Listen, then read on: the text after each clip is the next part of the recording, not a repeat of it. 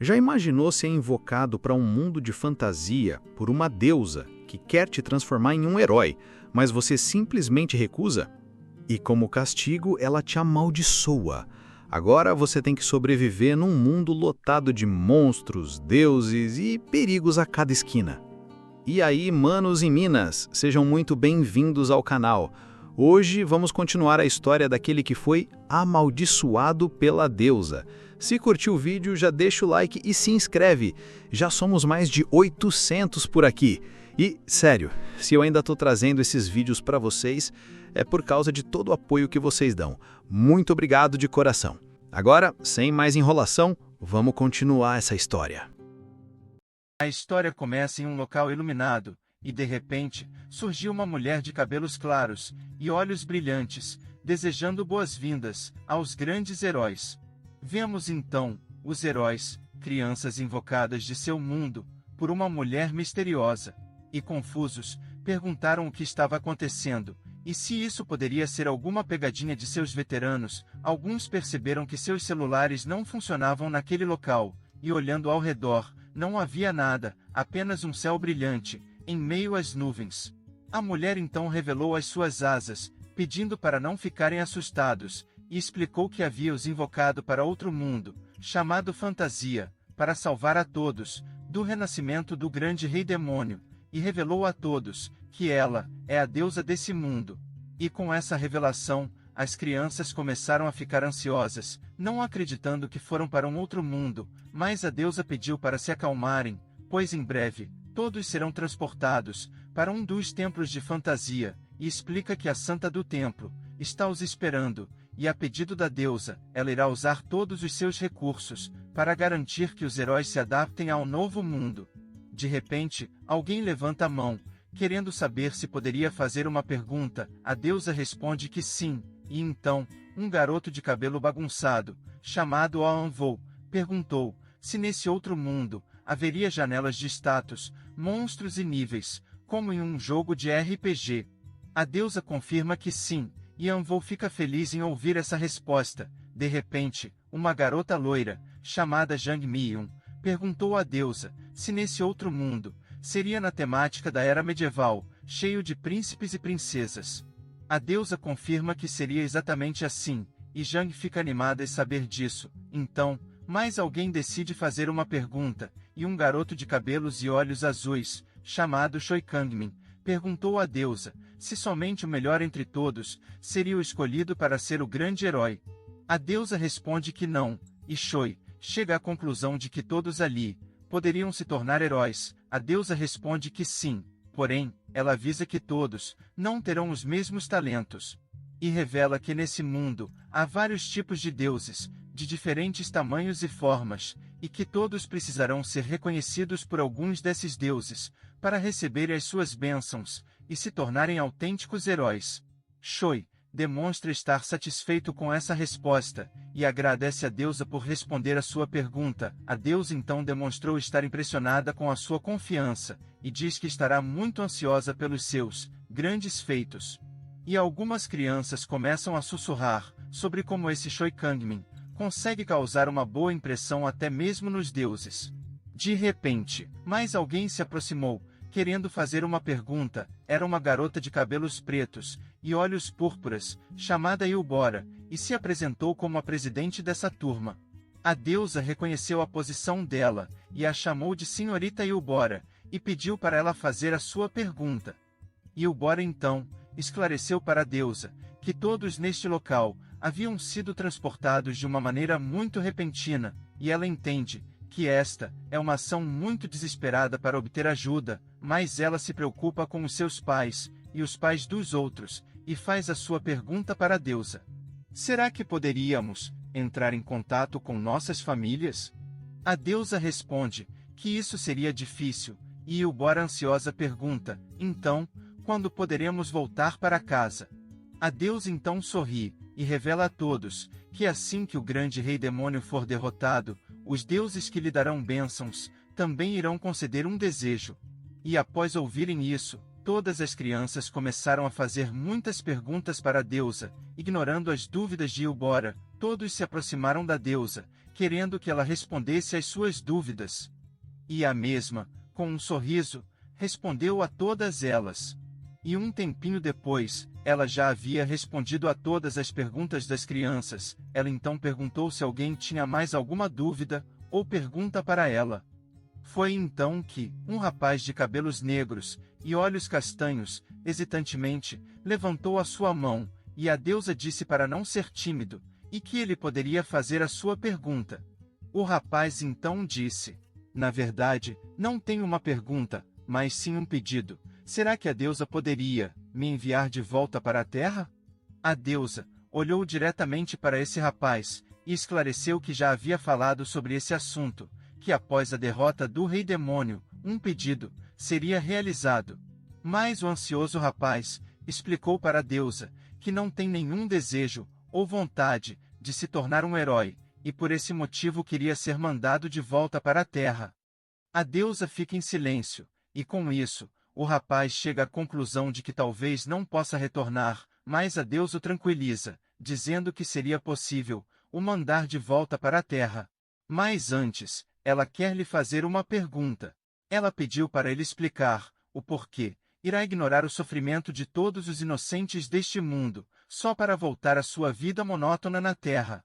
O rapaz então responde: como eu poderia salvar o mundo, estando preocupado com os meus pais, e pior, os deixando preocupados pela minha ausência? E o Bora demonstra entender o que ele sente, e a deusa ficou em silêncio, e começou a se aproximar dele, perguntando seu nome, e nervoso, sentindo o toque da deusa, responde que seu nome é Kang Hansou. A deusa então perguntou em voz alta se mais alguém não desejava se tornar um herói, e queriam retornar para casa, explicando que não irá forçar a escolha de ninguém. Kang ficou chocado em perceber que apenas ele teve a atitude de recusar essa oferta, de se tornar um herói, para poder voltar para casa. A deusa, então, abriu um portal, e agradeceu pela sinceridade de Kang, e desejou a ele um tranquilo retorno para casa. E ele, sem graça, agradeceu a deusa. Enquanto atravessava o portal, todos pediram para que ele visitasse as suas famílias, e explicasse a situação para os seus pais, e dissesse a todos que voltariam logo. E Kang, decepcionado, em sua mente, chamou a todos de egoístas, ingratos, mas respondeu que irá entregar o recado para os pais de cada um, quando chegasse em casa. Então, ele atravessou o portal.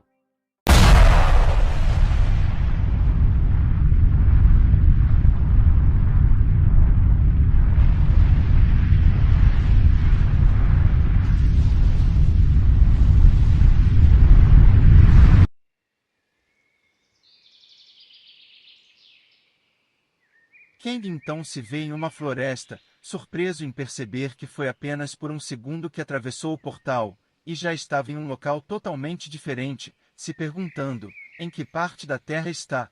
De repente, ele ouve alguém se aproximando, e feliz em saber que não está sozinho, olhou para trás e perguntou se podiam o ajudar.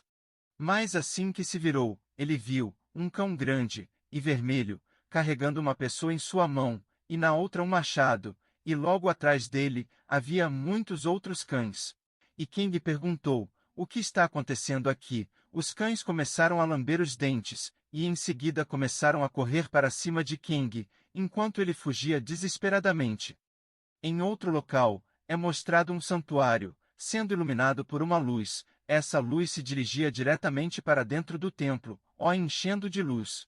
E dessa luz, as crianças invocadas apareceram. Enquanto as crianças tentavam entender o que tinha acontecido, alguém apareceu para cumprimentá-los. Essa pessoa é uma garota, vestindo um manto branco. Os meninos começaram a elogiar a aparência dela, seus belos cabelos brancos e olhos dourados, e ao lado dela estava um rapaz. As meninas elogiaram o seu rosto, junto de seus cabelos dourados e olhos azuis. A garota começou se apresentando como a santa do santuário, do grande templo que venera a deusa, e querendo apresentar o rapaz ao seu lado. Porém, ele começou a se apresentar como o príncipe herdeiro do reino de Swordmaster, Arceus, Swordmaster, e o professor de esgrima dos heróis. As meninas começaram a ficar animadas em ver que ele é um príncipe de verdade, e ainda será seu professor. A santa apenas ignorou essa agitação, e queria saber onde estava aquela garota, que sempre se atrasa em todos os compromissos.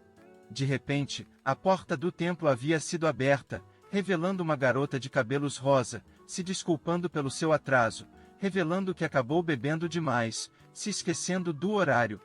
A santa elogia, dizendo que a sua honestidade é o seu maior charme, quanto o seu maior defeito, e que da próxima vez, poderia simplesmente pedir desculpas pelo atraso. Enquanto caminhava para se explicar, acabou tropeçando, e caindo no chão. A garota, sentindo dor, começou a reclamar que o chão do templo estava muito liso, e que esse foi o único motivo dela ter caído. As crianças olharam para ela, e ficaram em silêncio, achando ela muito fofa. A santa então a apresenta, como a princesa herdeira do reino de Arkmazin, Athena Arkmazin, e a professora de magia dos heróis. E todos ficaram felizes em saber que a professora de magia seria essa garota fofa, e a maioria acredita que fez a escolha certa em vir para esse mundo. O menino chamado Hanvou queria testar algo, e acabou descobrindo que podia acessar a sua janela de status, e viu que nessa janela havia seu nome, nível, bênçãos e maldições. Hanvou percebeu que o sistema da janela de status é muito parecido com o sistema dos jogos de RPG. Mas tinha algumas coisas diferentes. Ele percebeu a sua bênção, Herói Rank F, e curioso para saber, ele clicou em sua única bênção. Bênção do Herói. A linguagem de todas as raças amigáveis a você serão traduzidas automaticamente. A experiência ganha em caçadas e missões será altamente ampliada. Hanvou percebeu que este sistema parece não ter um limite de nível, e como a experiência é amplificada, significa que dá para se tornar muito poderoso fazendo até mesmo missões básicas. De repente, Choi perguntou para a santa. A deusa disse que poderíamos receber a bênção dos deuses, mas ela não explicou como faremos isso.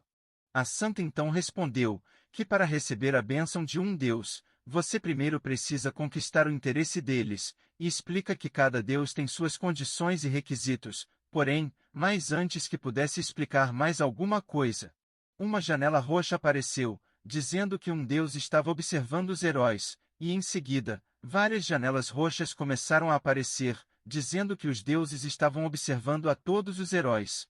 E a santa perguntou para Choi se isso poderia responder à sua pergunta, e o mesmo responde que sim. Ela revela que todos os deuses estão de olho nos heróis, e deseja boa sorte, para que todos os heróis consigam as suas bênçãos. Foi então que um menino perguntou à santa, e se eu não obtiver nenhuma bênção? E em resposta, a santa apenas disse, por que eu precisaria me preocupar com um lixo? Essa resposta abalou completamente a autoconfiança do menino. Voltamos para a floresta, e vimos que Kang ainda estava correndo pela sua vida. Ele então parou em uma árvore para descansar. Ele estava cansado e muito ofegante, e começou a entender a situação. Esta é uma floresta densa, tem cães enormes querendo me devorar, e tenho certeza de que não estou na terra. De repente, um projétil havia sido lançado, com a intenção de perfurar a cabeça de Kang. Ele então percebeu que aqueles cães ainda estavam na sua cola. Kang então percebeu que aquela deusa nunca teve a intenção de mandá-lo de volta para casa. Aterrorizado, e com raiva ele só podia amaldiçoar aquela mulher de asas. Então ele se tocou, se esse é mesmo um mundo de fantasia, então alguém, por favor, me manda um milagre, um sinal mágico, qualquer coisa serve. Esse forte sentimento de desespero fez com que Kang conseguisse acessar a sua janela de status. Ele percebeu que em sua janela havia apenas uma maldição, chamada Herói Rank E. Maldição do Herói. As linguagens das forças hostis serão traduzidas automaticamente. A experiência ganha em caçadas e missões é altamente reduzida. Kang então percebe que isso com certeza só pode ser coisa daquela mulher de asas. Enquanto ele corria, acabou notando que conseguia entender o que aqueles cães estavam dizendo, e pensou em tentar dialogar com eles. Então, Kang pediu para os cães pararem de o seguir e tentarem resolver tudo numa conversa. Os cães então de repente pararam, e ficaram surpresos em ver que um humano conseguia entender e falar a língua deles. Mas esse choque não durou por muito tempo, pois em seguida, já voltaram a caçar o Kang, enquanto o chamavam de carne falante. Kang sabia que este seria o seu fim, e quando os cães estavam prestes a pegá-lo, ele tinha ouvido uma voz, e em seguida, uma flecha atingiu a perna de Kang, e ele caiu no chão, enquanto estava na mira de humanoides, com orelhas pontudas. Um dos humanoides começou a falar com ele, mas Kang não conseguia entender nada. Os cães apareceram, e uma das flechas atingiu um dos cães, e os cães queriam retalhar, e disseram que hoje teriam carne de fada para o almoço, e começaram a se organizar para pegar a carne de fada. Kang aproveitou essa oportunidade para escapar, ele então se arrasta para bem longe, acabando em uma árvore, e sentindo muita dor, ele pensa na possibilidade de rezar para ser salvo. Mas em seguida muda de ideia, pois ele só está nessa situação, devido a um Deus, e se lamentando, pergunta se a morte é a sua única opção. De repente, uma figura transparente encapuzada de cabelos roxos apareceu, observando o pobre rapaz sentindo muita dor, e então uma janela aparece, revelando que um Deus está o espiando. Kang percebeu a presença deste ser desconhecido, ele acabou percebendo que é um Deus. Ele disse a si mesmo que preferiria morrer do que pedir a ajuda de um Deus. Mas neste momento, Kang estava chorando desesperadamente, pedindo para que esse Deus o salvasse.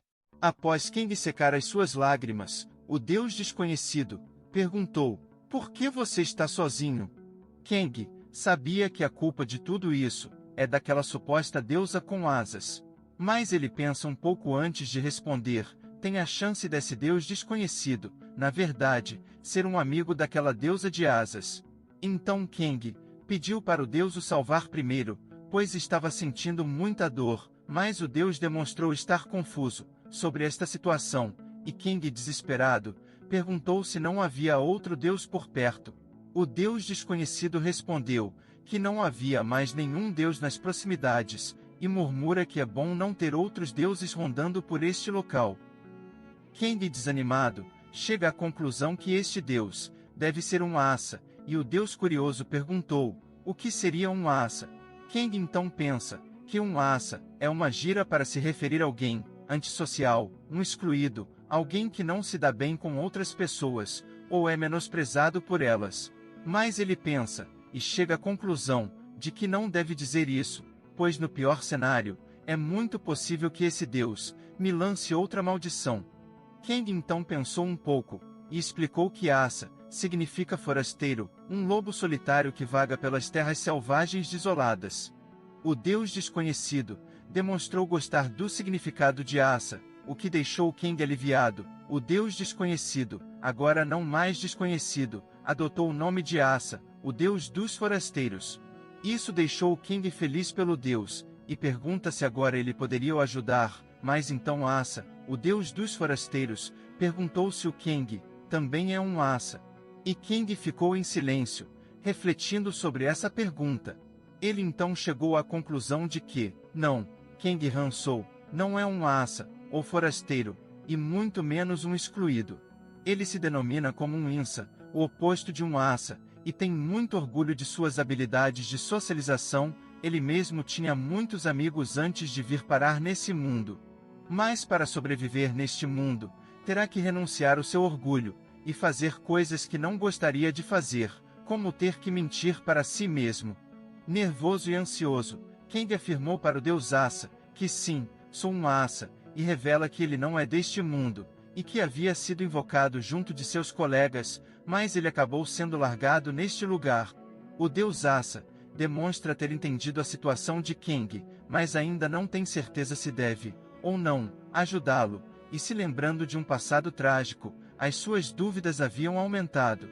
Enquanto conversavam, os cães estavam se aproximando cada vez mais, e Kang acaba dizendo que os forasteiros deveriam se ajudar, pois no final das contas, apenas um forasteiro entende o outro. Em sua mente, ele não sabia se isso ia funcionar, mas não custava tentar. O Deus Asa ficou em silêncio, após ouvir essas palavras.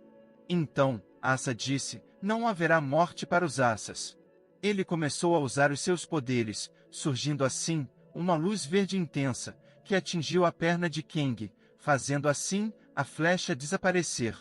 E Kang ficou muito surpreso, quando percebeu que a flecha havia desaparecido. Ele então se levantou, e viu que a sua perna não estava mais doendo, e não só isso, ele também sentia que todo o seu corpo estava muito mais leve do que antes, e ver que Kang estava se sentindo bem, fez o deus Asa ficar feliz, e orgulhoso de seus feitos. Kang então abriu a sua janela de status, e viu que agora, ele tinha a bênção de Asa Rank F. Bênção de Asa. Todos os atributos com exceção da morte serão resetados. Se o lobo solitário sair do mundo selvagem, uma coisa aterrorizante acontecerá. Kang se perguntava o que isso queria dizer, mas de repente os cães apareceram. Kang então chegou a uma conclusão, e perguntou para o deus Asa: se eu deixar de ser um forasteiro, você vai lançar em mim algum tipo de punição divina? O deus Asa então confirma a conclusão de Kang, e ainda sustenta que apenas alguém próximo de um Asa receberá a sua ajuda. Kang, não tendo escolha, decide aceitar os termos do deus Asa, e decide sair daquele local o mais rápido possível. Porém, ele acaba sem querer, chamando a atenção dos cães, e começaram a persegui-lo novamente. Os cães começaram a se aproximar de Kang, chegando próximos o suficiente para pegá-lo. Porém, a bênção de Asa havia sido ativada.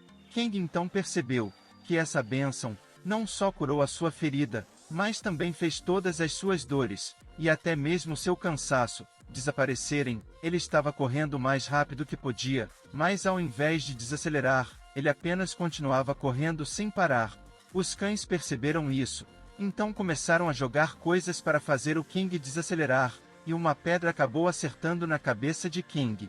Porém, ao invés de cair, ele apenas voltou a correr, como se nada tivesse acontecido, e os cães ficaram chocados, não acreditando que a carne falante não havia caído. Kang começou a elogiar a bênção do deus Asa, e o mesmo aceitou o elogio com orgulho. Kang demonstra estar muito surpreso com essa bênção, pois ela não só fez o seu cansaço desaparecer, mas também, a dor que ele sentiu com aquela pedrada, havia desaparecido poucos segundos depois, e conseguiu voltar a correr novamente, como se nunca tivesse parado. De repente, Kang precisou parar, pois estava na beira de um penhasco. Ele entendeu que essa bênção, tirando a morte, pode resetar todo o resto, então pergunta ao deus Asa se ele poderia ser salvo pela bênção se pulasse desse penhasco. O deus Asa responde que não sabe, e brincando, diz que também está curioso para saber, e pediu para ele fazer o teste. Porém, Kang pensou um pouco, e decidiu não fazer isso. Se nem o deus sabe dizer se vai ou não sobreviver, é melhor nem tentar. Os cães acabaram conseguindo chegar até Kang, e disseram que ele não tem mais para onde correr. Naquele momento, Kang tinha duas escolhas: lutar contra a matilha inteira de cães, ou então pular do penhasco, e torcer para que a bênção o salve. Ele sabia que ambas eram péssimas, e após pensar um pouco, ele se virou para os cães, e nervoso, ele disse: parece que todos estão morrendo de fome, mas não tem muito o que comer por aqui. Então farei uma proposta: quem conseguir me pegar primeiro, ficará com as partes mais gostosas do meu corpo. E assim que ouviram essas palavras, todos os cães pularam loucamente para cima do Kang, agarrando seu pescoço, seus braços e pernas. Todos queriam a carne fresca de Kang. Mas de repente, ele se agarrou em um dos cães à sua frente, e o puxou para trás, fazendo com que ele, e todos os cães que estavam em cima dele, descessem morro abaixo, atingindo o solo, criando uma enorme cortina de poeira. Kang começou a abrir lentamente os seus olhos. Ele viu que o seu plano havia funcionado. Se jogar do penhasco junto dos cães, e usá-los para parar sua queda, era uma ideia muito arriscada, mas Kang ficou feliz de ter dado certo. O deus Asa o parabenizou por sobreviver a essa queda, e elogiou a sua inteligência, e a sua falta de medo da morte. Kang diz: não é que eu não tenha medo da morte, eu só não quis ser morto por esses malditos cães. De repente, um dos cães apontou uma faca para Kang, e ele ficou surpreso em ver que esse cão sobreviveu a essa queda tão feia. Mas o que deixou Kang mais surpreso foi o fato de esse cão também ter uma janela de status. ele viu que esse cão tinha um nome bem diferente, e percebeu que ele é nível 3. Kang notou que esse cão tem o maior nível dentre todos, e chegou a uma conclusão: o fato dele não ter nenhuma bênção, mas ser de nível alto, significa que ele deve ser o mais forte, e por isso conseguiu sobreviver à queda. Kang então pegou uma pedra, e se aproximou do cão arrebentado, e disse: você ia me matar, então, nada mais justo do que eu te matar. Somos então levados a outro local, onde está a Santa, explicando para as crianças como funcionam os níveis, e as bênçãos, e como poderiam obtê-las. Ela explica que para subir de nível, é preciso adquirir experiência, e derrotar alguém que também tenha uma janela de status. Para assim ganhar pontos de experiência, e subir de nível, quanto maior for o nível do inimigo derrotado, mais rápido poderá subir de nível. E para receber uma bênção, é preciso ganhar o respeito, ou aprovação de um Deus. Enquanto ela explicava, é mostrado que alguns alunos estavam prestando atenção em todos os detalhes, e alguns que não estavam, e tinha aqueles que tinham confiança de serem escolhidos. De repente, Eubora fez uma pergunta. Ela queria saber se os deuses ficariam os vigiando o tempo todo, inclusive no banheiro, enquanto tomam banho. Essa questão deixou alguns alunos arrepiados, mas a Santa tranquilizou todos, revelando que os deuses não têm esses desejos mundanos pelos mortais, então, não precisam se preocupar com seus corpos. Essas palavras não convenceram Eubora, então os deuses entraram na conversa, respondendo às dúvidas de Eubora, revelando que as divindades não têm interesse nos corpos humanos, e que isso é apenas uma parte natural do universo, como uma árvore sem folhas. De certa forma, isso acalmou um pouco a defensiva Eubora. Foi então que Jang fez uma observação. Ela diz: é natural os deuses estarem nos observando, as divindades querem saber mais sobre nós, se nós formos interessantes o bastante, maior será a possibilidade de recebermos uma bênção. Essa observação chamou a atenção de dois deuses, a elogiando por ser muito perspicaz. Então de repente, uma luz apareceu diante dela. Exatamente, Jang Mi-yun acabou de receber a sua primeira bênção, encantadora Rank F. Isso chamou a atenção de todo mundo. De repente alguns meninos começaram a sentir um aroma bem agradável, e descobriram que estava vindo de Jang, os deixando encantados. Bênção da encantadora. Um aroma encantador sempre será emanado de seu corpo. As chances de capturar e controlar o coração do sexo oposto aumentam grandemente. Esse aroma é tão poderoso, que nem mesmo os cavaleiros conseguiam resistir. Percebendo isso, a Santa pediu para que Jang desativasse a sua bênção, mas Jang brinca, dizendo que não sabia como fazer isso. Então, um deus da inocência apareceu, desaprovando seu comportamento. Vendo isso, a Santa pediu para que Jang olhasse mais uma vez a sua janela de status, e muito despreocupada, Jang abriu a sua janela, e percebeu que na sua janela, além da bênção, também havia recebido uma maldição, castigo Rank F. Jang ficou chocada em ver que recebeu uma maldição, e assim como ela, todo mundo ficou confuso, achando que os heróis não recebiam maldições. A Santa, sorrindo, explica que os deuses não apenas concedem bênçãos, mas também podem lançar maldições. Jang, chateada, pergunta do porquê da Santa não ter avisado antes, e a sombria Santa revelou que estava prestes a dizer, antes dela começar a abusar de seus poderes. Foi então que a maldição castigo foi ativada. Jang começou a sentir uma dor muscular muito forte. Maldição do castigo. Todas as feridas infligidas em você serão amplificadas. Qualquer tentativa de depravação será punida com um castigo severo. Jang começa a massagear a região dolorida de seu corpo, enquanto o Deus da Inocência avisa que está de olho nela. A Santa então explica que tanto as bênçãos quanto as maldições serão suas até a morte, e conforme o tempo passa, ambas as bênçãos e maldições subirão de rank, ficando cada vez mais intensas. Jang, desanimada e preocupada, diz: essa dor que senti agora foi tão forte que quase desmaiei, e agora descubro que pode ficar ainda pior. Estou muito ferrada, essa é a pior maldição que alguém poderia receber. Mas então, uma otimista Athena segura as mãos de Jang, e pede para ela não ficar triste, e revela que conforme ela for ficando mais forte, as dores irão ficar mais fracas. Essa revelação acalma um pouco a pobre Jang, e a otimista Athena diz para ela ser otimista, afinal, coisas boas sempre acontecem para aqueles que nunca desistem. É mostrado Kang limpando o líquido vermelho em seu rosto, enquanto estava de frente a uma pilha, sem vida de cães. Kang já havia abatido muitos cães, mas infelizmente ainda não havia subido de nível. Enquanto pegava a faca daquele cão, ele perguntou ao deus Asa se ele poderia lhe explicar como funciona para subir de nível naquele mundo, e virando seu rosto, Asa responde que não sabe. Kang então decide andar um pouco mais pela floresta, enquanto o deus o acompanhava. Kang, em sua mente, acha que esse deus é um completo inútil, mas por conta de sua bênção ser muito boa, vai esquecer que disse isso. Kang acaba encontrando um pequeno grupo de cães. Caminhando pela floresta, ele percebe que esses são os cães que não caíram do penhasco, e chegou à conclusão de que estão o perseguindo, querendo terminar o que começaram. O brincalhão deus Asa desejou uma morte rápida para o forasteiro Kang, e o mesmo pensou em querer bater no deus Asa, se pudesse o enxergar. Os cães começaram a sentir o cheiro de Kang, e o mesmo percebeu isso, mais animado, disse que já estava na hora de dar o troco. Uma matilha de cães está perseguindo o cheiro de Kang, ansiosos para comer da carne humana.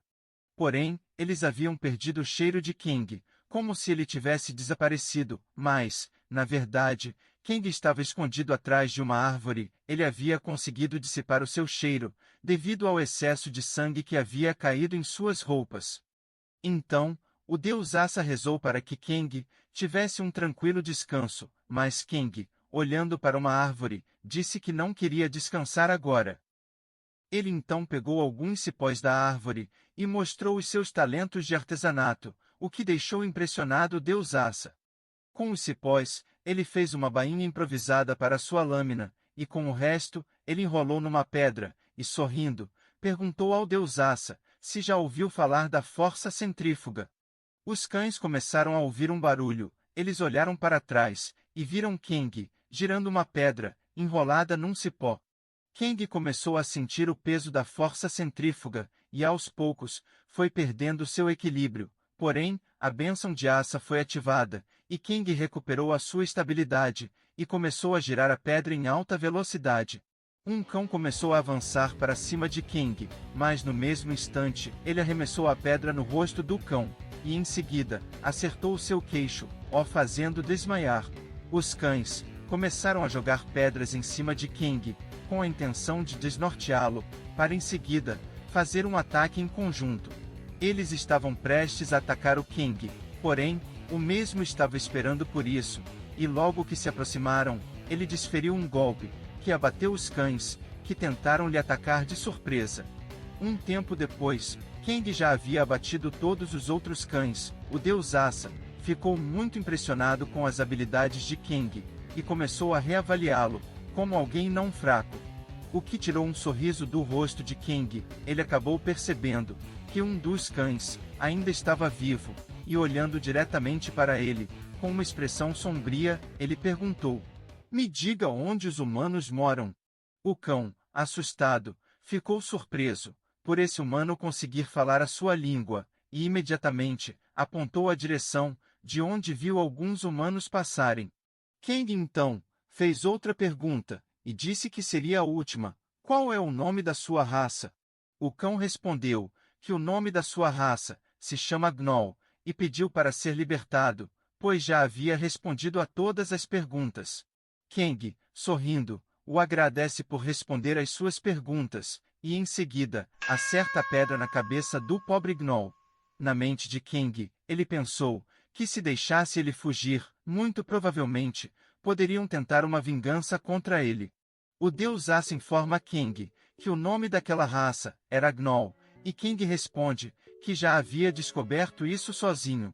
Kang começa a comparar os Gnolls daquele mundo com os de seu antigo mundo, que se parecem mais com as hienas. Os do mundo de fantasia se parecem mais com cachorros, mas não importa como ele os veja, todos são muito feios. O deus Asa comenta que os bebês Gnolls são todos fofos, e Kang acha essa informação muito irrelevante, e fica muito chateado, pois mesmo já tendo matado tantos Gnoll de níveis superiores ao seu, ele ainda não havia conseguido subir de nível. No templo da deusa, é mostrado, o loirinho de olhos verdes, Arsus, dizendo a todas as crianças, que o treinamento começará amanhã.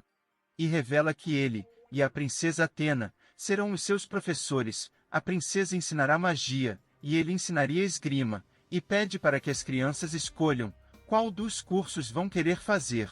Choi então pergunta, se não seria possível fazer as duas, e o príncipe Arsus responde que sim, porém, se for muito difícil, realizar os dois cursos ao mesmo tempo, tem a opção de começar por um, e depois, poderá fazer o outro.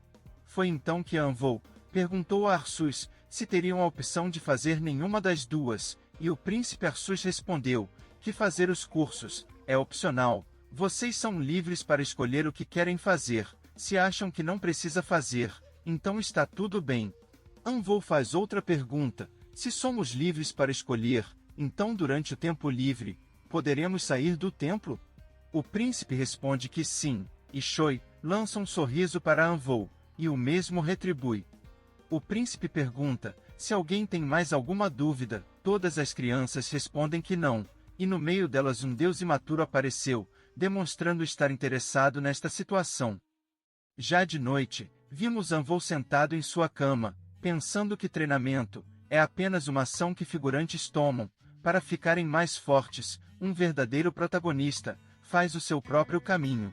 Ele então começa a se imaginar como o protagonista desse mundo, com as habilidades mais roubadas e os melhores poderes, resgatando princesas e salvando o mundo, ao lado de suas lindas e adoráveis companheiras.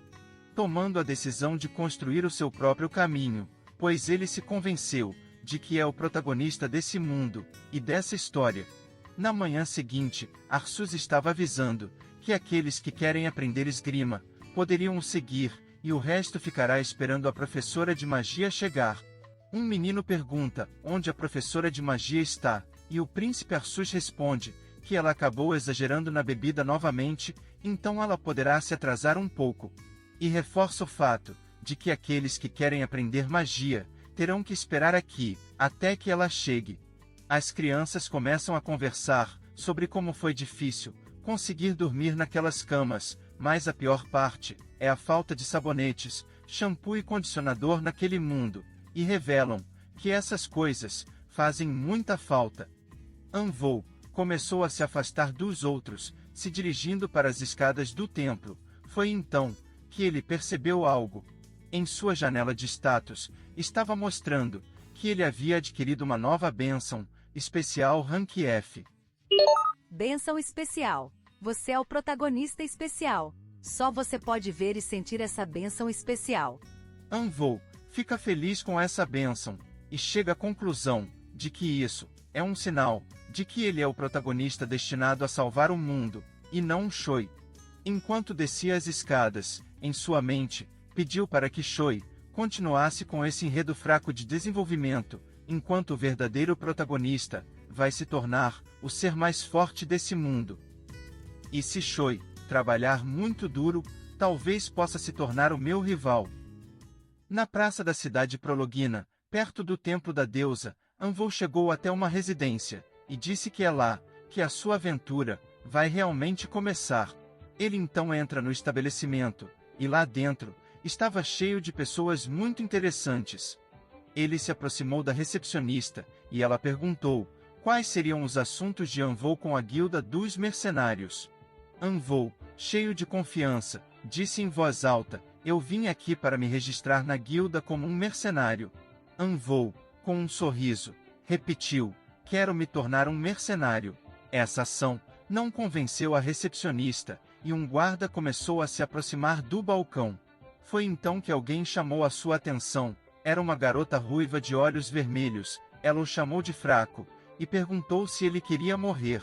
Ela, com uma expressão séria, disse, já vi muitos jovens rapazes ousados como você morrerem muito prematuramente, então, para o seu bem, vá embora, e esqueça essa ideia de ser um mercenário. Anvou ficou com uma cara de bobo, e a garota perguntou se ele estava ouvindo. Naquele momento, Anvou só conseguia pensar se isso poderia ser a sua bênção agindo. Ele olhou bem para o equipamento dela, percebendo que devia ser bem caro, e pela sua beleza, ela parecia uma donzela. Então ele chegou a uma conclusão, de que ela seja uma nobre, ou uma princesa, disfarçada de mercenária. Esta situação o fez pensar, que este, deve ser o poder da bênção do especial. E chegou à conclusão, de que essa garota, será a sua primeira companheira, na sua jornada como herói, que está destinado a salvar o mundo. Anvou então, respondeu à pergunta dela, revelando que não iria embora. A garota ruiva reforça os avisos dela, dizendo que isso é muito sério, mas Anvou retruca, dizendo: se você está tão preocupada, então por que não vem comigo? Você não deveria julgar um livro pela capa, ou uma pessoa pela aparência. Aposto que você também já passou por isso, não estou certo? A garota ruiva fica em silêncio, mas em seguida, ela sorri, e diz que ele tem um bom argumento, admitindo que ele venceu desta vez. Anvou demonstra estar feliz, por acabar com esta discussão, com poucas palavras. Então, começou a se gabar, dizendo que é forte, como se uma força divina o tivesse escolhido, para ser a esperança do mundo. Sorrateiramente, uma janela roxa aparece, dizendo que um certo deus imaturo estava com a barriga doendo de tanto rir. A garota ruiva disse que está curiosa para ver essas incríveis habilidades do escolhido, e o orgulhoso Anvou respondeu que irá mostrar para ela o buff do protagonista. Ela, confusa, perguntou: o que seria esse buff do protagonista? Enquanto os dois saiam da guilda, a recepcionista apenas se perguntava de onde aquele menino havia saído, e em que mundo ele pensa que está. Voltamos para a floresta. É mostrado um bando de gnolls, caídos no chão. Um deles ainda podia se mexer. Então vemos Kang, mais uma vez, usando a força centrífuga. O gnoll revela que a oeste há um pequeno vilarejo humano. Kang agradeceu pelas informações, e logo em seguida, abateu o gnoll, o fazendo tirar uma longa soneca. Ele demonstra estar feliz, por ter finalmente conseguido a informação que queria, e fica mais uma vez impressionado com a bênção do deus Asa. Kang revela que havia levado muitos golpes e facadas, além de ter sido pego em algumas das emboscadas feitas pelos gnoll que caçou. Com aquela quantidade de dor física, qualquer um perderia a própria sanidade. Mas percebeu que a bênção resetava até mesmo as suas condições mentais, e graças a isso, conseguiu aprender a lutar, tanto armado quanto desarmado. Agora, Kang se sente mais confiante de que vai conseguir passar pela floresta e chegar no vilarejo humano, com a sua sanidade intacta. O deus Asa, com uma expressão de desapontamento, demonstra estar decepcionado com a decisão de Kang. O mesmo pergunta para o deus: você preferia que eu tivesse sido morto em alguma das 9 emboscadas atrás? O deus Asa responde que isso não importa, e Kang reclama com Deus, que mesmo ele tendo sido generoso em conceder a sua bênção, parece que está sempre decepcionado pelo fato de Kang ainda estar vivo. De repente, um gnoll aparece para um ataque surpresa, mas Kang saca rapidamente a sua lâmina, e a crava na barriga do gnoll, o fazendo cair no chão. Foi então que apareceram mais 2, para atacar Kang desprevenido, mas ele já havia os percebido, e num único movimento, ele ceifou a vida dos 2. Kang demonstrou estar incomodado com algo. Ele abriu a sua janela de status, e percebeu que o seu nível não havia mudado, mesmo depois de já ter ceifado a vida de tantos gnolls, com níveis muito superiores ao seu. O deus Asa demonstra estar bem ansioso. Foi então que Kang começou a ouvir algumas vozes diferentes no fundo da floresta. E curioso, ele decide, cautelosamente se aproximar dessas vozes, pois da última vez que ouviu algo assim, acabou levando uma flechada na perna. Ele se escondeu atrás de uma árvore, para descobrir a origem dessas vozes. Ele acabou percebendo que eram humanos, um total de 3 pessoas. Foi então que um dos 3 acabou percebendo a presença de Kang, e disparou uma flecha. Kang ficou surpreso, por ser descoberto tão rápido. Os 3 começaram a questionar quem, ou o que estaria escondido atrás da árvore. Kang pensou em falar algo, mas se lembrou que graças àquela maldição, ele não consegue entender, e muito menos conversar com outras raças. Mas não sabia que isto incluía até mesmo os humanos. Ele então guardou a sua lâmina, então se revelou para os humanos, começando a se ajoelhar, e com as mãos levantadas, ele mostrou que estava se rendendo. Kang se lembrou que existem outras formas de se comunicar com alguém, não sabia se isso iria funcionar, mas estava torcendo para que o entendessem. Os três começam a dialogar entre si, e de repente, a moça com a besta estava se preparando para atirar em Kang. O mesmo então se cobriu, com medo de ser atingido. Então, nervoso, ele disse aos três humanos que não era um alienígena mau. Pouco tempo depois, de alguma forma não explicada, o Kang acaba sendo escoltado pelos três humanos, que há pouco tempo tentaram o matar. A garota, que quase atirou nele, parece ter simpatizado com Kang, assim como o cara da barbicha e o grandalhão. Os três estavam tendo uma conversa amigável com Kang, porém, infelizmente, Kang não entende nada do que estavam lhe dizendo. Mesmo nesta situação, Kang demonstra estar contente por essas pessoas serem tão amigáveis, bem diferente de seus vizinhos. O deus Asa demonstra estar desconfortável com esta situação, e chateado, ele disse para Kang que isto, o que está fazendo, não é um comportamento digno de Asa. Kang apenas responde, com uma resposta meia-boca, o que deixa o deus Asa ainda mais chateado. Kang responde ao deus Asa que é muito melhor falar com ele informalmente, já que os dois estão ficando cada vez mais íntimos. Porém, o chateado deus Asa pede para que ele parasse de agir como um amigo, quando lhe é conveniente. Kang revela que esse foi o momento certo de ter encontrado pessoas, justamente quando estava chegando perto de um vilarejo humano. Foi então que a atiradora mostrou algo para Kang. Ao longe, ele via um enorme sinal de fumaça, significando que naquele local estava uma sociedade de humanos. O que deixou o Kang feliz, essa reação, fez o deus Asa ficar chateado, e reforça que as ações de Kang são opostas ao comportamento de um Asa. Kang apenas responde, com a mesma resposta meia-boca de antes, o que deixou o deus Asa desapontado, e começa a pensar que Kang deveria se valorizar e ter mais respeito pela sua posição.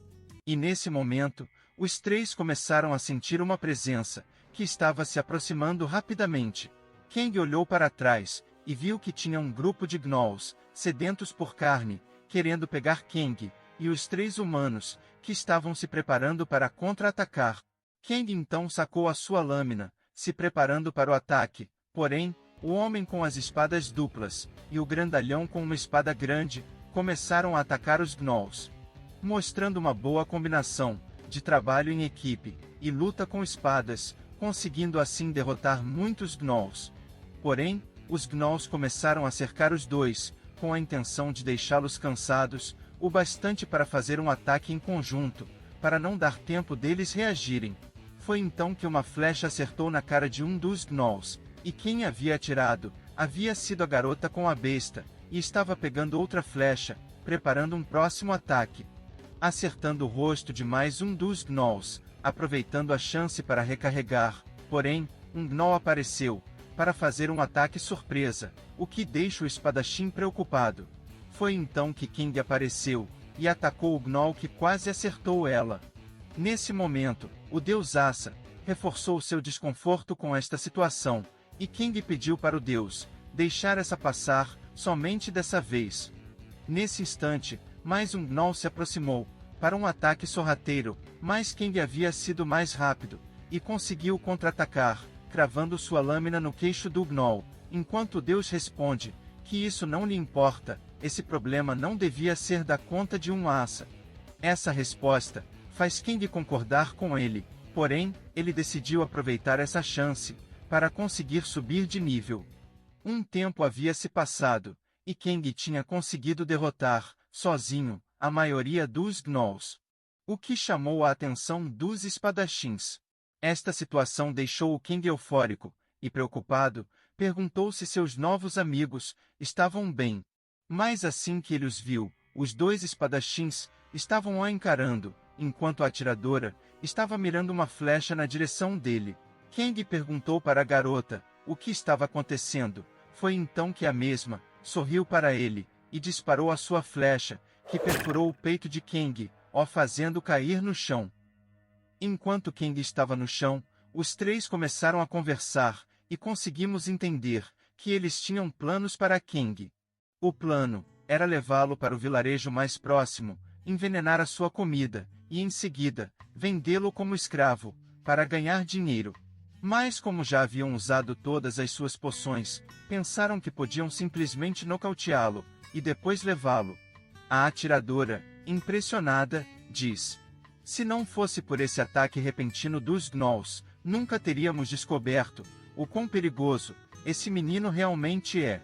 Pelo seu rosto magro e o seu corpo esguio, achávamos que ele era alguém fraco e sem habilidades de combate. Quem teria imaginado que alguém assim conseguiria se mover daquele jeito? O grandalhão concordou com ela e chegou à conclusão que se tivéssemos seguido o plano original, as coisas teriam sido muito complicadas. O cara das espadas duplas afirma que sim, é uma pena que o plano não tenha dado certo. Muito provavelmente, esse menino não teria aceitado a proposta de se tornar o nosso escravo. O grandalhão lamentou que no final de tudo, não iriam ganhar nada. Então, ele teve a ideia de pegar a espada curta das mãos de Kang.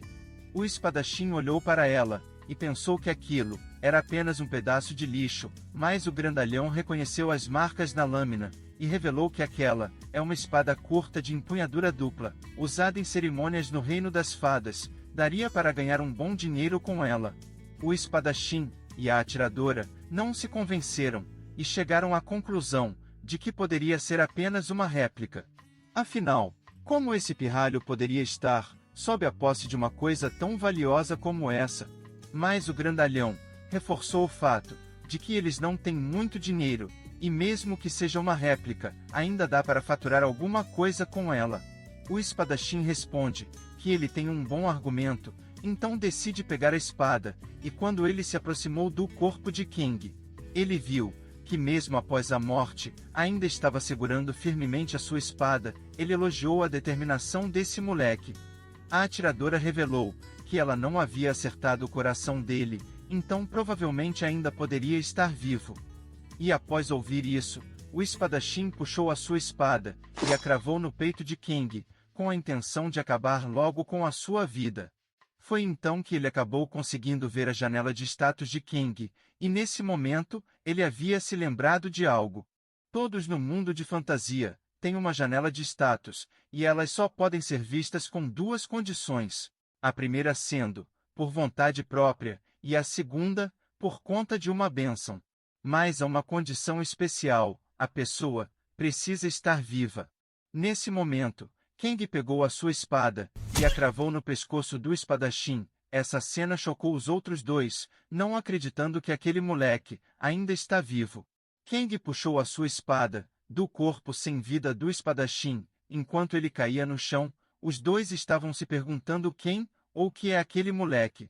O grandalhão estava se perguntando se ainda tinha forças o bastante para vencer essa luta. Foi então que Kang apareceu nas costas dele, e com apenas um golpe, ele rasgou a garganta do grandalhão, o fazendo cair no chão.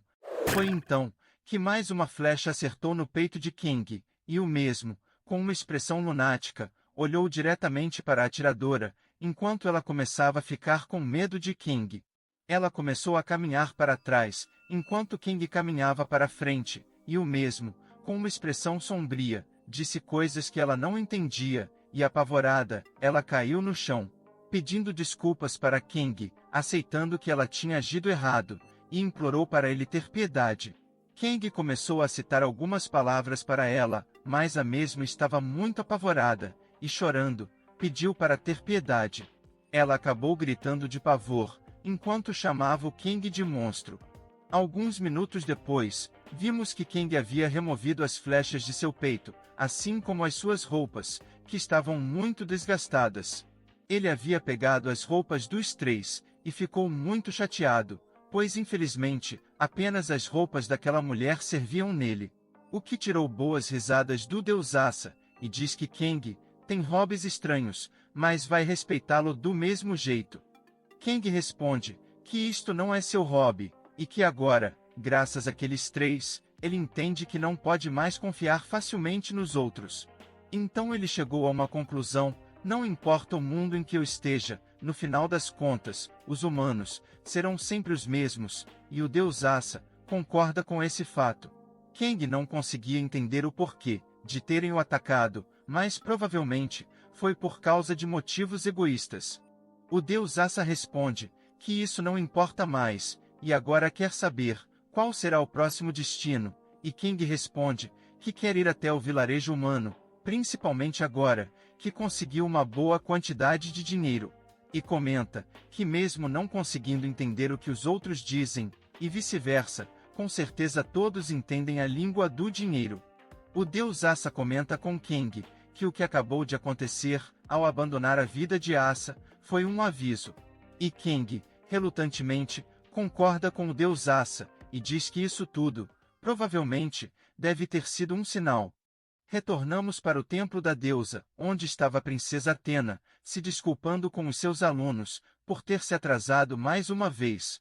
E para recompensá-los, ela disse que seria breve, e começaria a aula. Ela estava explicando sobre como no mundo de fantasia, antigamente, não existia magia, porém, ela acaba sendo interrompida por um menino que achava essa aula teórica um desperdício de tempo, e que seria melhor começar com a prática. Nesse momento, um menino gordinho estava se gabando pelo fato de ter protegido a sua virgindade apenas para chegar a esse momento de ascensão. E um outro menino começou a rir do fato desse gordinho não ter tido tantas dificuldades para proteger algo tão importante.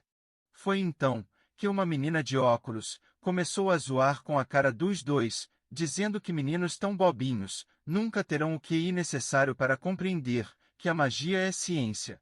E sendo a melhor aluna dessa matéria, com certeza, tem o talento para ser uma ótima maga. Foi nesse momento que Eubora mandou que todos fizessem silêncio, pois estavam atrapalhando a aula, e o menino que começou o debate chamou a Eubora de chata, e disse que saber sobre a história da magia não faz nenhuma diferença. E revela que aqueles que poderão usar magia serão apenas aqueles que têm aptidão para usá-la. Se você não tiver aptidão, então nem adianta fazer anotações. Essa resposta incomoda bastante a Eubora. De repente, a princesa Athena chamou a atenção de todos, e concorda com esse fato, de que a aptidão, ou melhor dizendo, o talento, é uma coisa muito importante, principalmente para alguém interessado em aprender a fazer feitiços. E como parece que os futuros heróis já sabem disso, então ela irá revelar a origem da verdadeira magia desse mundo. Essa revelação deixou todas as crianças curiosas. Ela começa a explicar que quando se trata de magia, a coisa mais importante é o talento, determinado pela linhagem sanguínea que possui, e também as suas redes de influência. E começa a dar o exemplo de sua família, que tem uma boa linhagem sanguínea e uma vasta rede de influência. Foi nesse momento que a Eubora fez uma pergunta. Então quer dizer que aqueles que não têm nem linhagem sanguínea ou redes de influência não poderão aprender magia e nunca se tornarão magos? Essa pergunta fez todas as crianças ficarem preocupadas. E a princesa Athena ficou em silêncio, mas em seguida ela sorriu de alegria e respondeu que sim, mesmo aquelas pessoas com falta de recursos podem, sim, aprender a usar magia.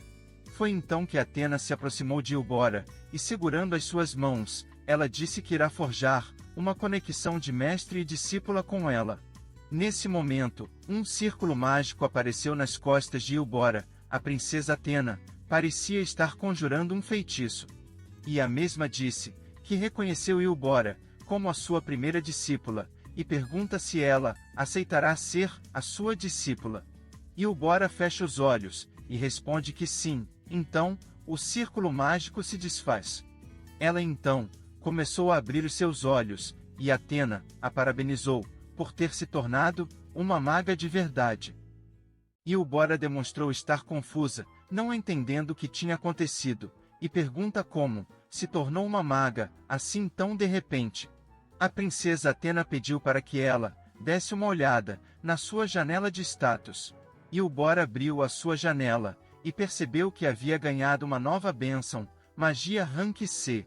Athena explica que ela acabou de receber a bênção de alguém que está no mínimo no Rank C, então ela recebeu de rank semelhante. Eubora então pergunta para a princesa Athena se essa bênção é o que ela chamava de talento, e ela confirmou que sim. Bênção da magia. Você receberá as esperanças e sonhos, por ser o ser mais precioso desse mundo. Você consegue passar as suas esperanças e sonhos para os seus descendentes e discípulos. Athena explica que se não tiver um familiar ou um professor que possa lhe conceder essa bênção, não terá acesso à magia, e pergunta se Eubora havia entendido. Ela responde que sim. Athena diz que agora vai mostrar uma coisa muito importante para todos. Ela estende a sua mão direita e invoca uma bola de fogo. Ela explica que há muito tempo atrás, uma divindade desceu dos céus e concedeu a bênção da magia para certas pessoas especiais. Essas pessoas conseguem conjurar e invocar feitiços com mais velocidade, instabilidade e poder, muito além das capacidades normais de qualquer outro mago. Esse método de se usar magia é conhecido no mundo de fantasia como magia branca. Foi nesse momento em que ela relembrou a pergunta que Eubora fez sobre as pessoas que não conseguem usar magia por falta desses recursos. Ela revela que existe, sim, um jeito para que os outros possam usar magia. Ela então levanta a sua mão esquerda e começa a invocar uma pequena chama roxa, que aos poucos vai crescendo, enquanto a sua mão começa a queimar. Isso assusta as crianças, perguntando o que estava acontecendo com a mão dela. Essa cena começa a aterrorizar a Eubora, e a Athena, com muito esforço, começa a explicar que a chama em sua mão esquerda está consumindo parte de seu corpo para que a chama continue acesa. E revela que esse é o outro jeito de alguém sem uma bênção conseguir usar magia. Esse método é chamado de magia negra.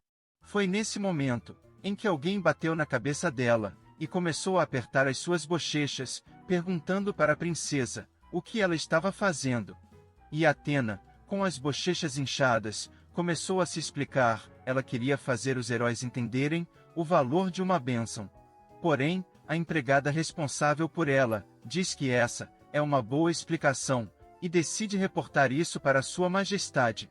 Athena começou a chorar e pediu desculpas para a empregada, implorando para que ela não contasse para sua mãe.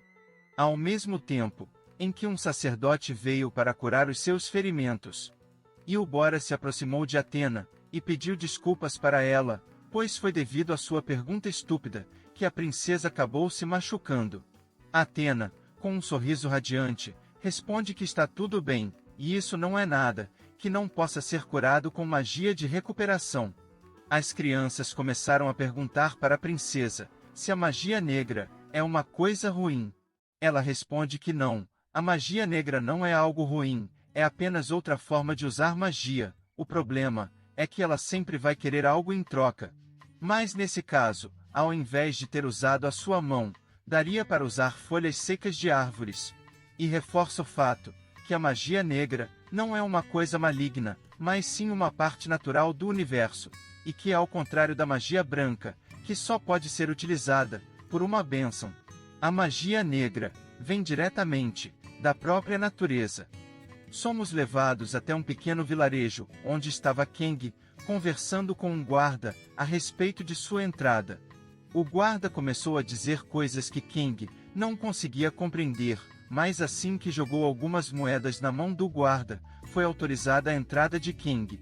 Ele começou a caminhar pelo vilarejo e encontrou um estabelecimento onde ele poderia descansar por um tempo. E após ele confirmar a sua entrada, ele foi se lavar nas fontes termais da pousada, se surpreendendo que neste mundo já existiam banhos de água quente. O deus Assa demonstrou estar desconfortável com esta situação, então Kang começou a puxar papo com o deus, revelando que também está um pouco desconfortável, e perguntou como o deus Assa se denomina. Um homem, uma mulher, intersexual ou assexuado? O deus Assa responde que essa pergunta deixou o ambiente ainda mais desconfortável. Então, para evitar o desconforto, Kang decidiu pensar no deus Asa, como um homem. Kang havia começado a se lavar, porém, estava fazendo certos movimentos, enquanto se limpava, deixando o deus Asa ainda mais desconfortável. E após Kang terminar de limpar, decidiu perguntar de uma vez ao deus Asa, o que o deixou com tanto desconforto, e Asa respondeu que isso é um segredo, o que deixou o Kang curioso. De repente, Kang ouviu alguém conversando do outro lado da porta. Eram duas pessoas, uma delas estava falando em uma língua incompreensível, e a outra diz que queria conhecer o estrangeiro, que estava registrado nessa pousada. Foi então que a pessoa bateu na porta, chamando a atenção de Kang e do deus Asa. Kang respondeu que estava se vestindo, e que logo irá abrir a porta. A pessoa do outro lado estava confusa, pois pensou que o estrangeiro não pudesse falar a sua língua. Enquanto Kang se vestia, ele percebeu uma coisa: estava conseguindo entender o que aquela pessoa estava dizendo. E isso fez ele sacar a sua espada, pois segundo a maldição do herói, apenas as raças hostis podem se comunicar com ele. O que significa que o ser que está atrás dessa porta, definitivamente, não é um humano, e com certeza, deve ter pensamentos hostis contra ele. Kang estava muito relutante em abrir a porta. Se lembrando que a maldição do herói não lhe permite compreender a língua dos outros seres, exceto aqueles que têm intenções maliciosas contra ele, e isso vale até mesmo para os humanos. Cautelosamente, Kang destrancou a porta, sentou em sua cama, escondendo a sua espada, e deu permissão para a pessoa entrar. Ao mesmo tempo, o deus Asa encarava essa situação com muito entusiasmo. A porta começa a ser aberta, e vimos um homem de cabelos brancos e olhos dourados, com uma expressão séria. Ele pede licença, e entra no quarto de Kang. O homem se aproximou dele, e Kang perguntou quem ele é. E o homem respondeu: "Eu sou o chefe do vilarejo. As pessoas me disseram que alguém se registrou em um estabelecimento, falando uma língua que nunca tinham ouvido, então vim aqui para vê-lo. É um prazer conhecê-lo, Sr. Kang Han-soo." Kang fica surpreso, pelo homem conseguir entendê-lo, e ainda estar tendo uma conversa tão casualmente com ele. Inocentemente, Kang pergunta como o chefe descobriu o seu nome. Ele responde que viu em sua janela de status, que Kang acabou deixando à mostra, como se quisesse que todos saibam o seu nome. E em resposta a isso, Kang apenas fica sem jeito. O chefe alerta Kang, para não ficar mostrando a sua janela de status assim, e pergunta o porquê dele não a esconder. E Kang fica surpreso, pois não sabia que dava para esconder. O chefe se aproxima de Kang, e demonstra estar surpreso, pois ele pensou que o visitante poderia ser uma fada ousada, mas era apenas um pérrapado perdido. Kang ignora essa ofensa, e pergunta do porquê dele ter pensado ser uma fada. O chefe explica: estas pessoas não têm uma relação nada boa com as fadas, e revela que algum tempo atrás, as fadas do bosque vieram até o território dos Gnolls, os expulsando de suas próprias terras, e as reivindicaram como se fossem suas. Então, os Gnolls sobreviventes se deslocaram até o território humano, e começaram a saquear as casas e a matar pessoas. Os sobreviventes que conseguiram fugir criaram este vilarejo perto do território dos Gnolls, servindo como base para um dia poderem se vingar. O deus Asa ficou frustrado com esta situação, e pediu para Kang ir embora. Mas ele ignora o deus Asa, e o mesmo fica desapontado. Nesse momento, o chefe pergunta se Kang pode lhe tirar uma dúvida. Ele pergunta qual. E o chefe puxa um frasco de seu bolso, e pergunta: "Já faz um tempo que você comeu a comida que tinha sido batizada com esta poção de paralisia. A minha dúvida é, por que ainda não fez efeito?" Kang pegou rapidamente a sua espada, e mirou diretamente no pescoço do chefe, mas de repente, ele parou. Kang percebeu que não conseguia se mexer. O que está acontecendo? O chefe responde que isso é um feitiço que lançou assim que entrou neste quarto. O único jeito de quebrá-lo é sendo desfeito por quem o lançou, ou matando quem o lançou. E como não tenho a intenção de desfazê-lo, e você não pode se mexer, então não precisará mais dessa espada. Ele toma a espada das mãos de Kang, e diz que ele deve ter sido muito sortudo em sua vida passada, pois agora, teve o grande azar de ter vindo parar aqui. O deus Asa diz a King que tentou avisar, e o mesmo, apenas fica em silêncio. O chefe leva a King até o porão da sua casa, e lá dentro, ele explica que as pessoas de seu vilarejo sentem muita raiva dos gnolls, mas o que elas não percebem é que os gnolls também são vítimas. O verdadeiro inimigo são as fadas, que os expulsaram de seu território, e desesperados para sobreviver, vieram diretamente para nós. O chefe pede para King olhar a sua janela de status. Ele olha, e vê que o nome do chefe do vilarejo é Crimson. Está no nível 16, possui a bênção lunático rank E, e uma maldição fada de rank C. Que maldição é essa? Maldição fada. Como alguém selecionado como inimigo jurado das fadas, sua vida e juventude serão reduzidos. Todo dano e desprezo de uma fada são grandemente aumentados. King pergunta se um deus o amaldiçoou. Crimson responde que não. Essa é a maldita recompensa que recebeu, por matar tantas fadas. King pensa que tanto as bênçãos quanto as maldições devem ter condições especiais para serem adquiridas. Nervoso, ele revela que não é uma fada, e que não tem nada contra Crimson. O mesmo aponta a lâmina para King, e revela que antes, não pretendia fazer nenhum mal ao King, mas mudou de ideia, assim que viu esta espada, e perguntou onde ele a conseguiu, e se ele tem alguma relação com as fadas. King se lembra que a pegou após matar um gnoll, mas querendo fazer Crimson baixar a guarda, responde que a pegou de uma fada que havia atirado nele. E revela que assim como Crimson, King também não gosta nem um pouco das fadas. Crimson apontou a lâmina para o pescoço de King, e revela que está surpreso por ele ter conseguido matar uma fada real, e ainda sozinho. King diz que não sabia que era uma fada da realeza, apenas foi atingido por uma flecha da fada, ficou com raiva, e partiu para cima dela, e no final, tomou a espada para si. Esse relato faz Crimson ir com a cara de King, dizendo que gostou dele, mas é uma pena que ele já tenha visto coisas demais, então terá que silenciá-lo. King pergunta o porquê, e Crimson fica surpreso por ele não saber o porquê. É nesse momento que King revela ser um Asa. Confuso, Crimson pergunta o que seria um Asa. King revela que um Asa é um lobo solitário que vaga pelas terras selvagens desoladas. Crimson ri, gostando muito do significado dessa palavra, e diz que é uma pena que King nunca mais poderá correr pelas terras selvagens novamente.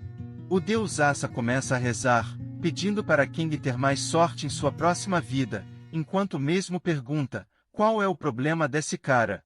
Crimson faz um movimento com a sua mão, mudando a cor das chamas das velas para verde, e em seguida, pega uma das velas, e mexendo nas correntes, ele desce uma das fadas acorrentadas. E vai até a fada que ele havia largado no chão, e com entusiasmo, ele revela para King que ele é um mago negro, e como um autêntico mago negro, precisa fazer sacrifícios para conseguir realizar os seus feitiços. E explica que essa maldição da fada está tirando a sua vida, e pretende usar a jovem e robusta vida de King para prolongar a sua. Mas revela que, por gostar de King, irá tentar fazer o sacrifício dele ser de uma forma rápida e indolor. E nervoso, King agradeceu Crimson por ter tanta consideração. King em seus pensamentos admite que realmente tem muito azar, porém, ele tem Deus ao seu lado, então talvez a sua sorte não seja tão ruim. Ele chama a atenção de Crimson, e o mesmo pergunta o que ele quer, porém, ele acaba ouvindo os barulhos da fada no chão. Crimson fala que os insetos desse local fazem muito barulho, e pede licença para King. Ele então pega um chicote, e começa a bater naquela fada que estava no chão, e tudo isso acontecia enquanto King assistia. Após alguns minutos, a fada fica em silêncio, e Crimson volta sua atenção para King, querendo ouvir o que ele tem a dizer. King olha para ele, pensando que esse cara é um doente, e chega à conclusão de que precisa ser muito cauteloso com as coisas que vai dizer. Ele fala para Crimson, você deve ter tido uma vida bem difícil, percorrendo um longo caminho muito triste sozinho, eu te entendo, também estou nesse caminho já há algum tempo. Crimson interrompe King, e pergunta se ele realmente o entende, e o mesmo responde que sim, afinal, ele é um Asa. Crimson se lembra que Asa significa um lobo solitário que vaga pelas terras selvagens. Ele se identifica com essa descrição, e chega à conclusão de que também é um Asa. Nesse momento, o próprio Deus Asa protesta, dizendo que ele não é um Asa de jeito nenhum, e Kang concorda com o Deus. Crimson diz que Kang abriu os seus olhos, ele não tinha certeza de sua verdadeira identidade, porque lá fora, todos me veem como gentil e bondoso chefe do vilarejo. Porém, eu sei a verdade, sou o oposto disso, e que venho trilhando esse caminho de solidão, sem uma identidade há muito tempo, mas agora, graças a você, finalmente sei quem eu sou um Asa, um lobo solitário que caminha sozinho, e como tal, irei continuar seguindo sozinho. Kang ficou incrédulo, querendo convencer o cara a não ficar sozinho, apenas o incentivou ainda mais a querer ficar sozinho, e agora vai me matar para continuar sozinho. Essa situação de Kang faz o Deus Asa rir sem parar, pois o plano de Kang saiu pela culatra, o mesmo pede para ele parar de rir, pois isto é muito sério. Crimson diz que Kang é um cara legal, e por causa disso, vai mostrar uma coisa. Ele então se aproxima de uma fada que estava gravemente ferida, e diz que ele vai ser o próximo. O Homem-Fada começa a xingar Crimson, porém ele apenas o ignora pegando a sua corrente, e o joga no meio de um círculo mágico. E animado, ele diz que os preparativos estão prontos, e agora vai mostrar uma coisa incrível. Crimson começa a citar um feitiço, e de repente, o círculo mágico começa a brilhar, e na frente do Homem-Fada, Crimson pede para ele dizer a palavra final. Porém, o homem se recusou a dizer. Essa ação fez Crimson se aproximar, puxando a fada pelos cabelos. Diz que se ele fizer isso, promete que irá ser mais bonzinho com a sua parceira, ou vai querer que ela sofra um pouco antes do sacrifício, e pede mais uma vez, para ele dizer a palavra. O Homem-Fada, relutantemente, diz a palavra. Então, a sala inteira se encheu de luz. Quando a luz começou a diminuir, Kang viu que a fada havia sido carbonizada. Crimson diz a Kang que sua magia foi um grande sucesso. Kang olhou para Crimson e percebeu que ele não havia mudado nada. Crimson então se aproxima de Kang e revela que não é mais um humano, e pergunta para Kang quantas vidas ele acha que tirou. Ele mesmo responde que não sabe o número exato, mas era o suficiente para sua maldição chegar a um nível deplorável. Quando eu ainda era humano, assim que a maldição da fada havia sido lançada sob mim, eu envelheci de uma forma muito precoce, além de ter ficado muito doente, eu literalmente estava à beira da morte. Foi nesse momento que um homem de preto apareceu, dizendo que podia me salvar, e tudo o que precisava fazer era me sujeitar a um certo experimento desse homem. O experimento foi um grande sucesso, porém, teve um pequeno efeito colateral. Crimson começou a tirar a sua roupa, querendo mostrar algo para Kang. Kang viu que no peito de Crimson estava a cabeça de um Gnoll.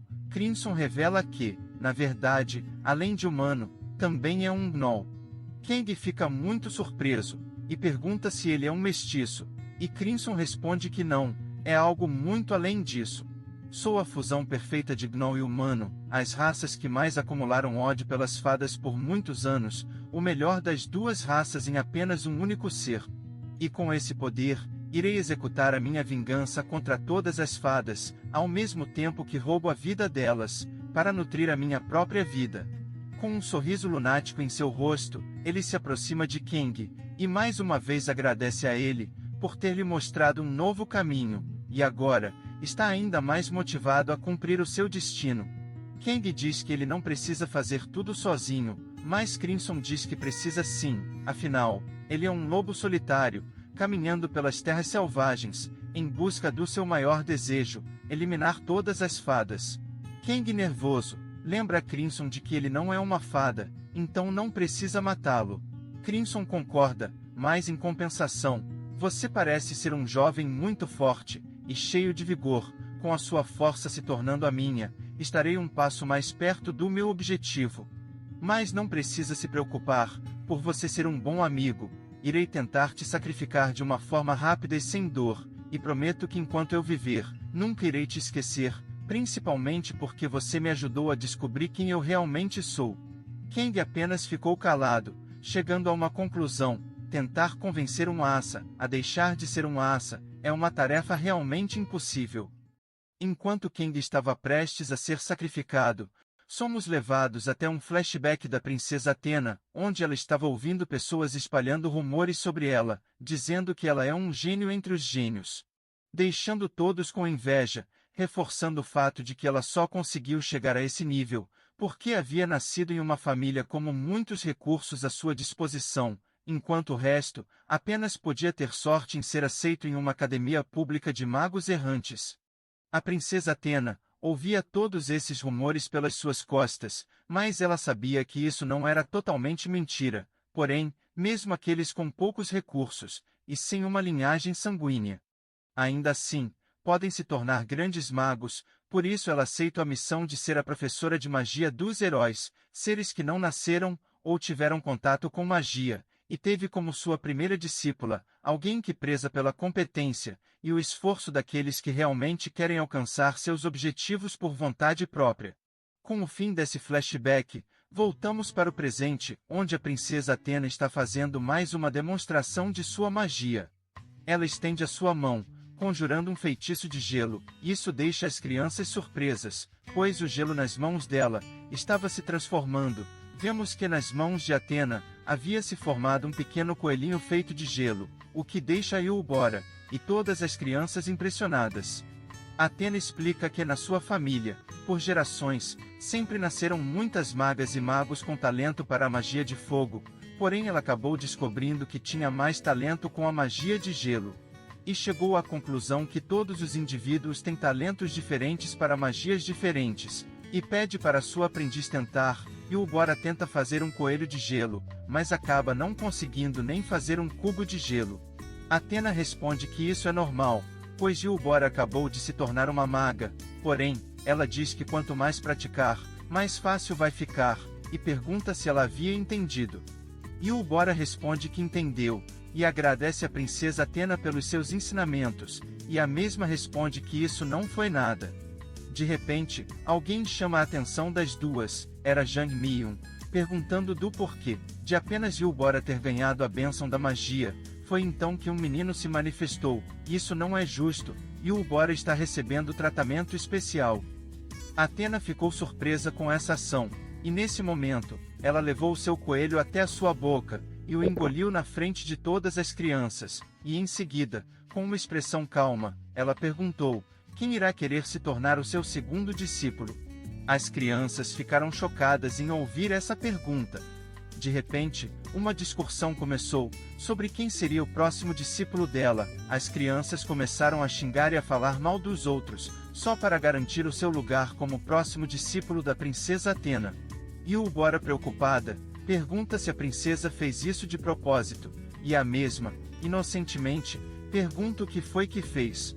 Eubora responde que não era nada, e pensa que a princesa nunca faria algo assim, então ela pergunta para Athena como poderia melhorar a sua magia. E a princesa Athena responde que ela apenas precisa praticar, e revela que a sua magia de criação de gelo havia sido criada por ela mesma, e cada indivíduo poderá até mesmo criar o seu próprio feitiço. Eubora então pergunta como isso seria feito com a magia negra, e nesse momento, Athena fica em silêncio, e Eubora, confusa, pergunta se disse alguma coisa errada. Athena, com uma expressão baixa, responde que não, revelando que sim, daria para criar feitiços únicos com a magia negra, porém, só havia um único detalhe: na magia negra, quanto maior for a eficiência do feitiço, maior será o preço a ser cobrado pela magia. Após essa explicação, voltamos para Kang, que estava prestes a ser sacrificado pelo Crimson, e o mesmo já havia acabado de recitar o feitiço, e agora pede para que Kang diga a palavra final. Mas Kang responde que não sabe qual é, e Crimson responde que ele só precisa concordar em entregar a sua vida para ele. Kang pergunta se para a magia negra funcionar, o sacrifício terá que concordar com os termos de seu conjurador. Crimson responde que nesse caso, sim, pois mesmo sendo um feitiço que entrega a vida de um indivíduo para outro, o conjurador não tem controle sobre a vida do indivíduo, e pede mais uma vez para Kang dizer a palavra final. Kang queria achar um jeito de conseguir escapar dessa situação. Ele então pensa em algo, e pergunta para Crimson se ele não poderia fazer um último pedido. Crimson fica nervoso, mas concorda com isso, e perguntou o que ele quer. Kang pede para poder ver a Messa uma última vez. Crimson se lembra dessa garota, como sendo uma mercenária que usa uma besta gigante, e pergunta o porquê dele querer vê-la. Kang responde que ela é a sua namorada. Mas para o azar de Kang, Crimson sabe que isso é mentira, pois ele é o chefe desse vilarejo, e como tal, sabe de tudo o que acontece nesse lugar. Ele revela que viu a Messa saindo de um quarto junto de Colin, um mercenário espadachim, e pede para que Kang não abuse de sua boa vontade com uma mentira tão descarada como essa. Kang fica chateado, mesmo esse velho sendo completamente perturbado. Ele sabe fazer um bom trabalho como chefe, porém, esse fato não vai estragar os planos de Kang. Ele revela para Crimson que Colin levou um pé na bunda, e agora ele é o atual namorado da Messa. Crimson não acredita em Kang, então o mesmo pede para ele o cheirar, para ter a sua resposta.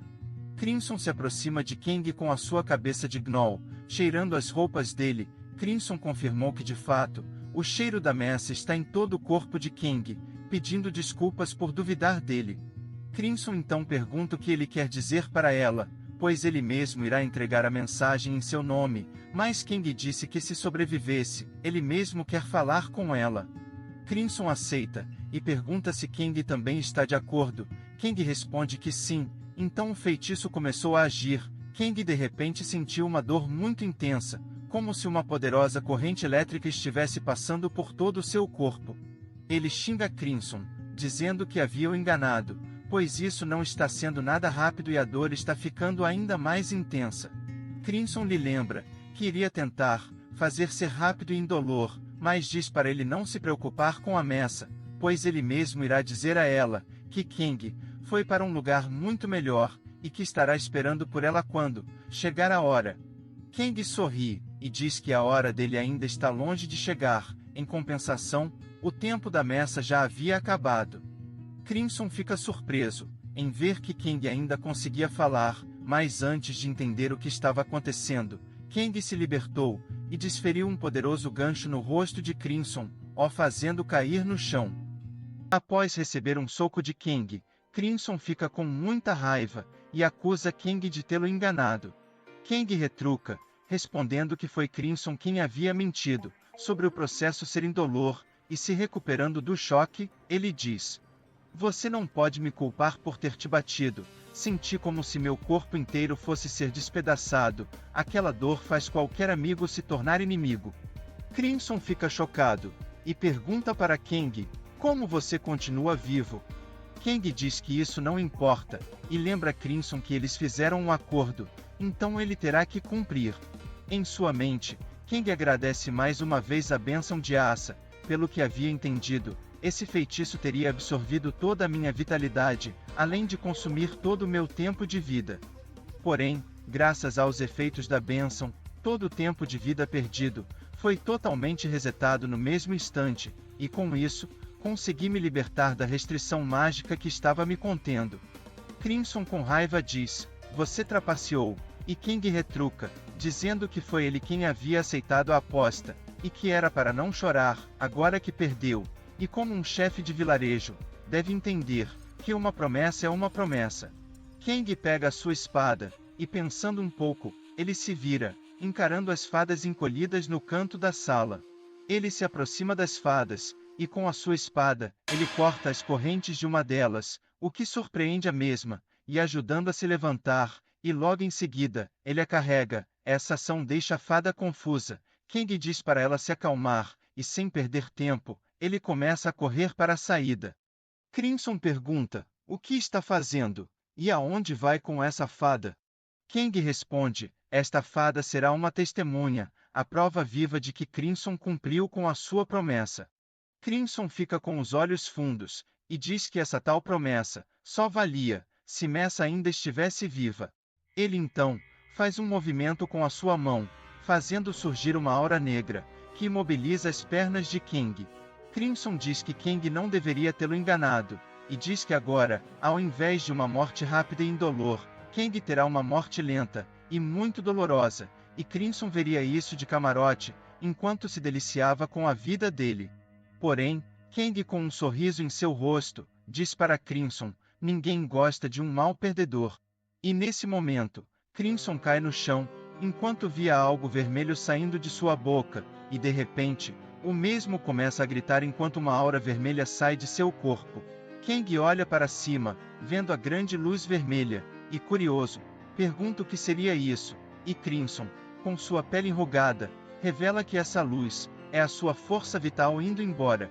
E com raiva, ele xinga Kang e pergunta: o que você é? Não tem como um humano ter uma quantidade de vidas tão grande. Kang estava prestes a dizer algo, mas foi nesse momento que o Deus Asa apareceu, pedindo para Kang não ser arrogante e ser mais humilde com as suas próximas palavras.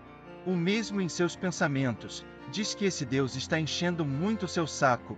Ele pensou um pouco, e nesse momento, Kang se encheu de luz, e declarou orgulhosamente: eu sou um apóstolo de Asa.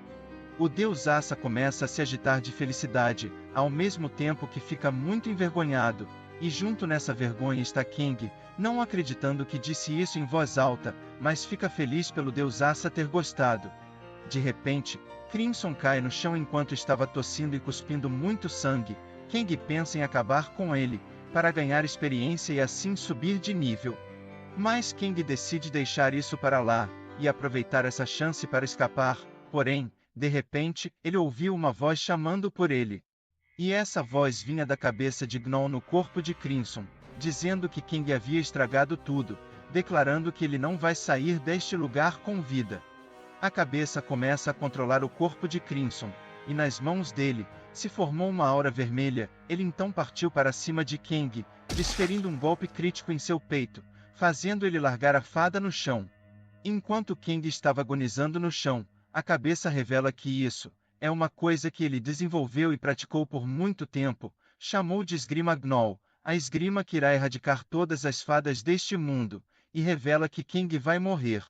Porém, ele olha para Kang, e percebe que seu ferimento não tinha sido profundo, e se pergunta como isso foi possível, pois ele tinha certeza que mirou em seus pontos vitais. É nesse momento que Kang se levanta, mostrando que já havia se recuperado. Crimson fica confuso, se perguntando como isso era possível, mas percebe que já tinha usado suas últimas forças nesse golpe, então decide fugir, passando por Kang, e correndo diretamente para a porta. Porém, uma mão segura a perna de Crimson. Ele olhou para baixo, apenas para ver que quem havia o segurado era a mesma fada que Kang havia largado. Desesperado, Crimson ordena que o solte, porém, já era tarde demais. Kang apareceu em suas costas, e sem perder tempo, separou a cabeça de Crimson de seu pescoço, fazendo as duas partes caírem no chão. Mas Kang sabia que isso não tinha acabado, e apontou a sua espada para a cabeça do Gnoll, e a mesma estava em desespero, revelando que só queria vingar a sua filha, que havia sido morta pelas ações imprudentes das fadas, pedindo pelo perdão dela. Kang, mostrando simpatia, apenas pede para ele descansar, assim finalizando de uma vez a vida de Crimson. Kang e Asa ficam olhando para o corpo sem vida de Crimson, pensando que era uma pena, que no final, lá no fundo, ele era um bom homem, que havia encontrado seu fim de uma forma tão trágica. Kang então se vira, e começa a pensar um pouco. Alguns minutos depois, todas as fadas que estavam presas foram libertadas, e os guardas do vilarejo apareceram, devido aos barulhos que ouviram. Então, Kang sai tranquilamente do local, orgulhoso de seus feitos, porém, ele escuta alguém dizer algo que ele não entendeu. Ele inocentemente se vira para perguntar o que querem. Os guardas apenas olham para ele, com uma expressão sombria em seus rostos, e Kang, sem entender, apenas sorri para eles. Ainda naquela noite, vemos que Kang está sendo perseguido mais uma vez, só que dessa vez, pelos guardas do vilarejo, e chegando na beira de um penhasco, ele pergunta o que foi que as fadas disseram para eles.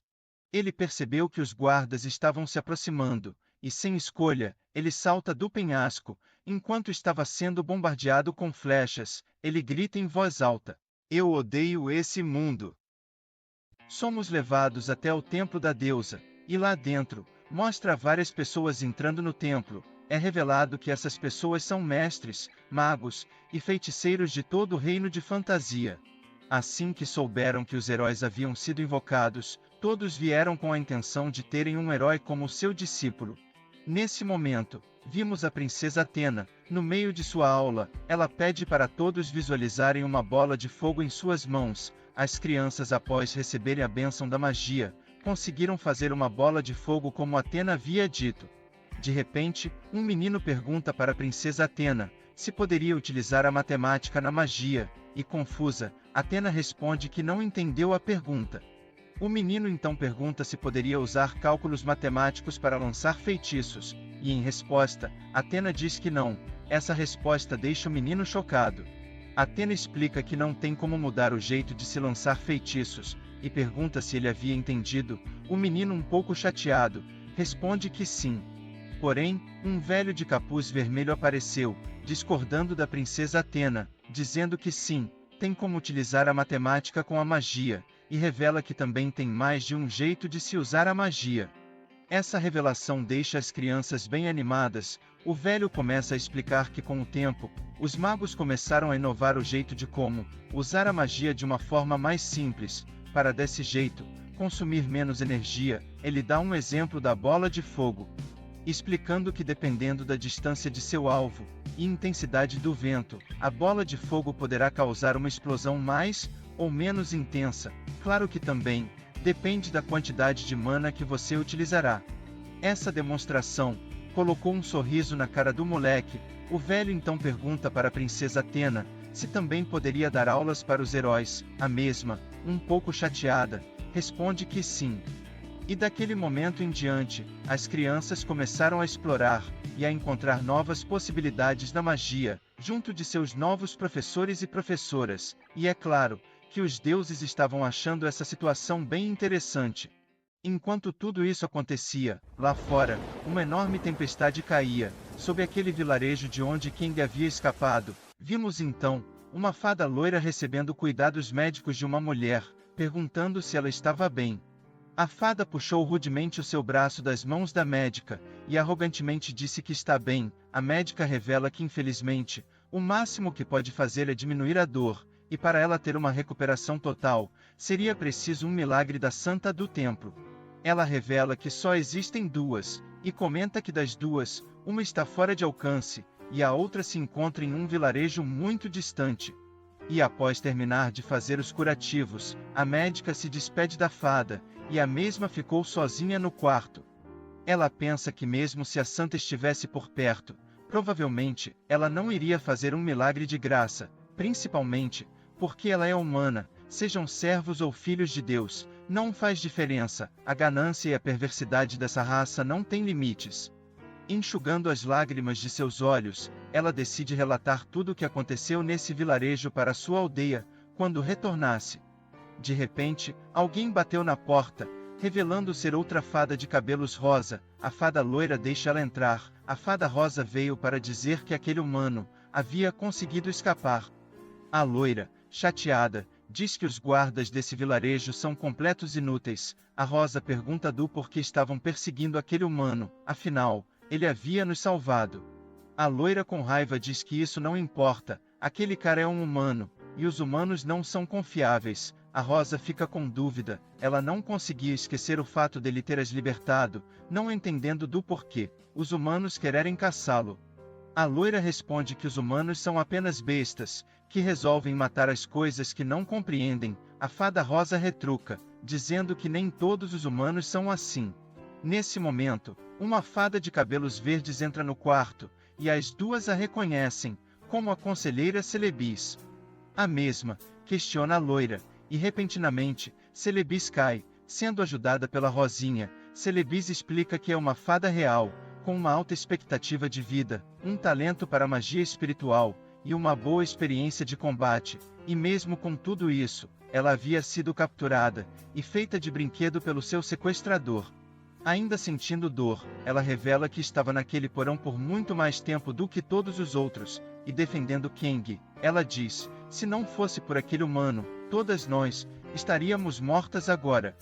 A loira não acredita que aquele humano seja algum tipo de bom samaritano, e fala que provavelmente ele também está querendo seus anos de vida, mas Celebi, com uma expressão séria, diz que isso não é possível, explicando que o feitiço daquele homem era um feitiço com uma condição, praticamente um pacto, onde a retribuição é a vida do alvo, e como Kang não havia entregado a sua vida para ele, o pacto havia sido quebrado, gerando assim um efeito inverso, que ao invés de dar a vida, acabou removendo a vida de Crimson.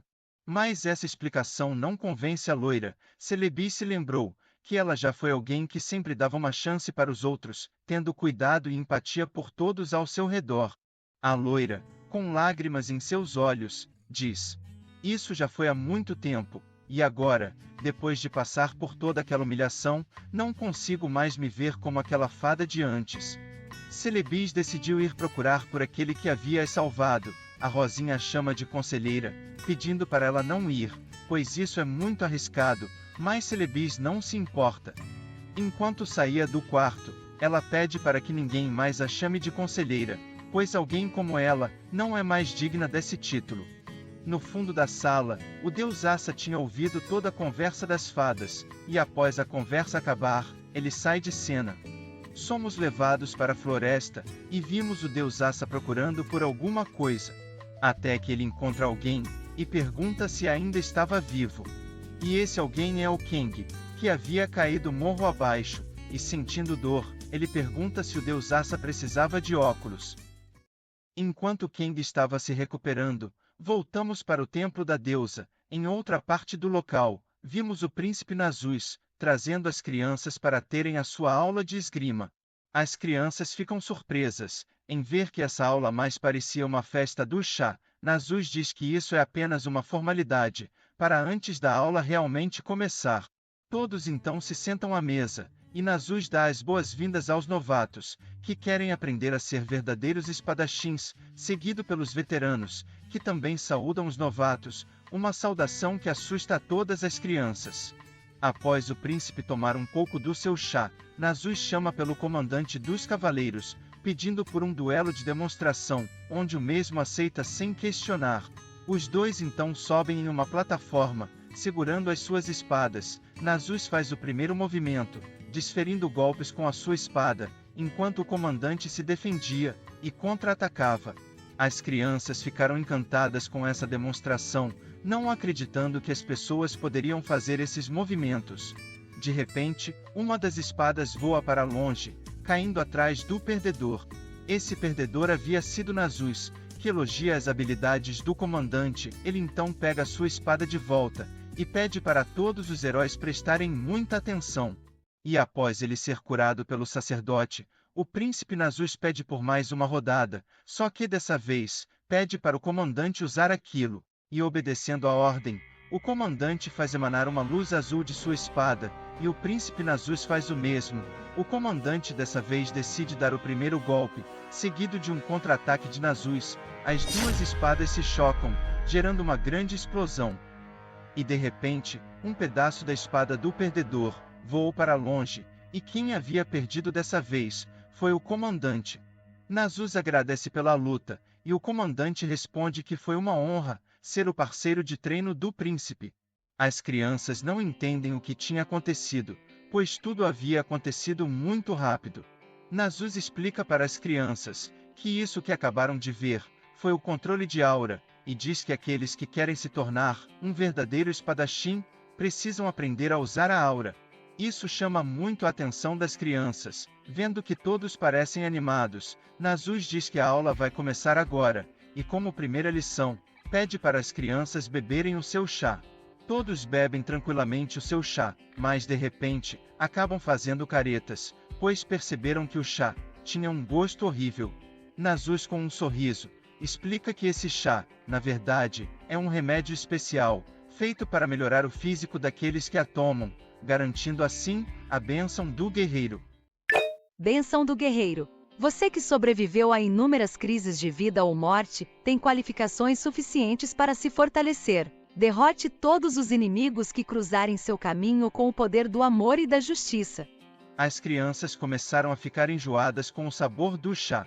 Porém, uma delas, com muita coragem, Conseguiu virar a xícara inteira sem fazer careta. Essa criança foi Choi Gangmin, pedindo por mais uma rodada. Nasus fica impressionado com a determinação e o comprometimento de Choi com a aula, e realizando seu pedido, ele enche a xícara de Choi mais uma vez, e o mesmo diz que irá tomar tudo de novo. E seguindo o exemplo de Choi, algumas crianças resolveram tentar tomar mais um gole do chá, ao mesmo tempo em que alguns deuses acham essa situação muito divertida, enquanto outros estavam achando as expressões das crianças muito engraçadas.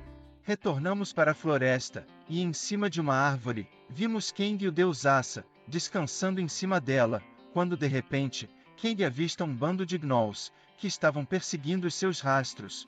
O mesmo fica olhando para os gnolls de cima das árvores, enquanto pensa que os monstros são bem fáceis de se conviver do que com as pessoas, pois os monstros não têm segundas intenções, todos apenas seguem os seus instintos, de caçar e comer para sobreviver.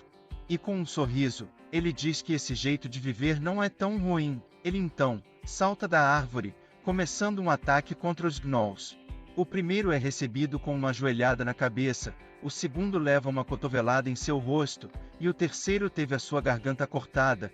Kang conta 3 gnolls abatidos.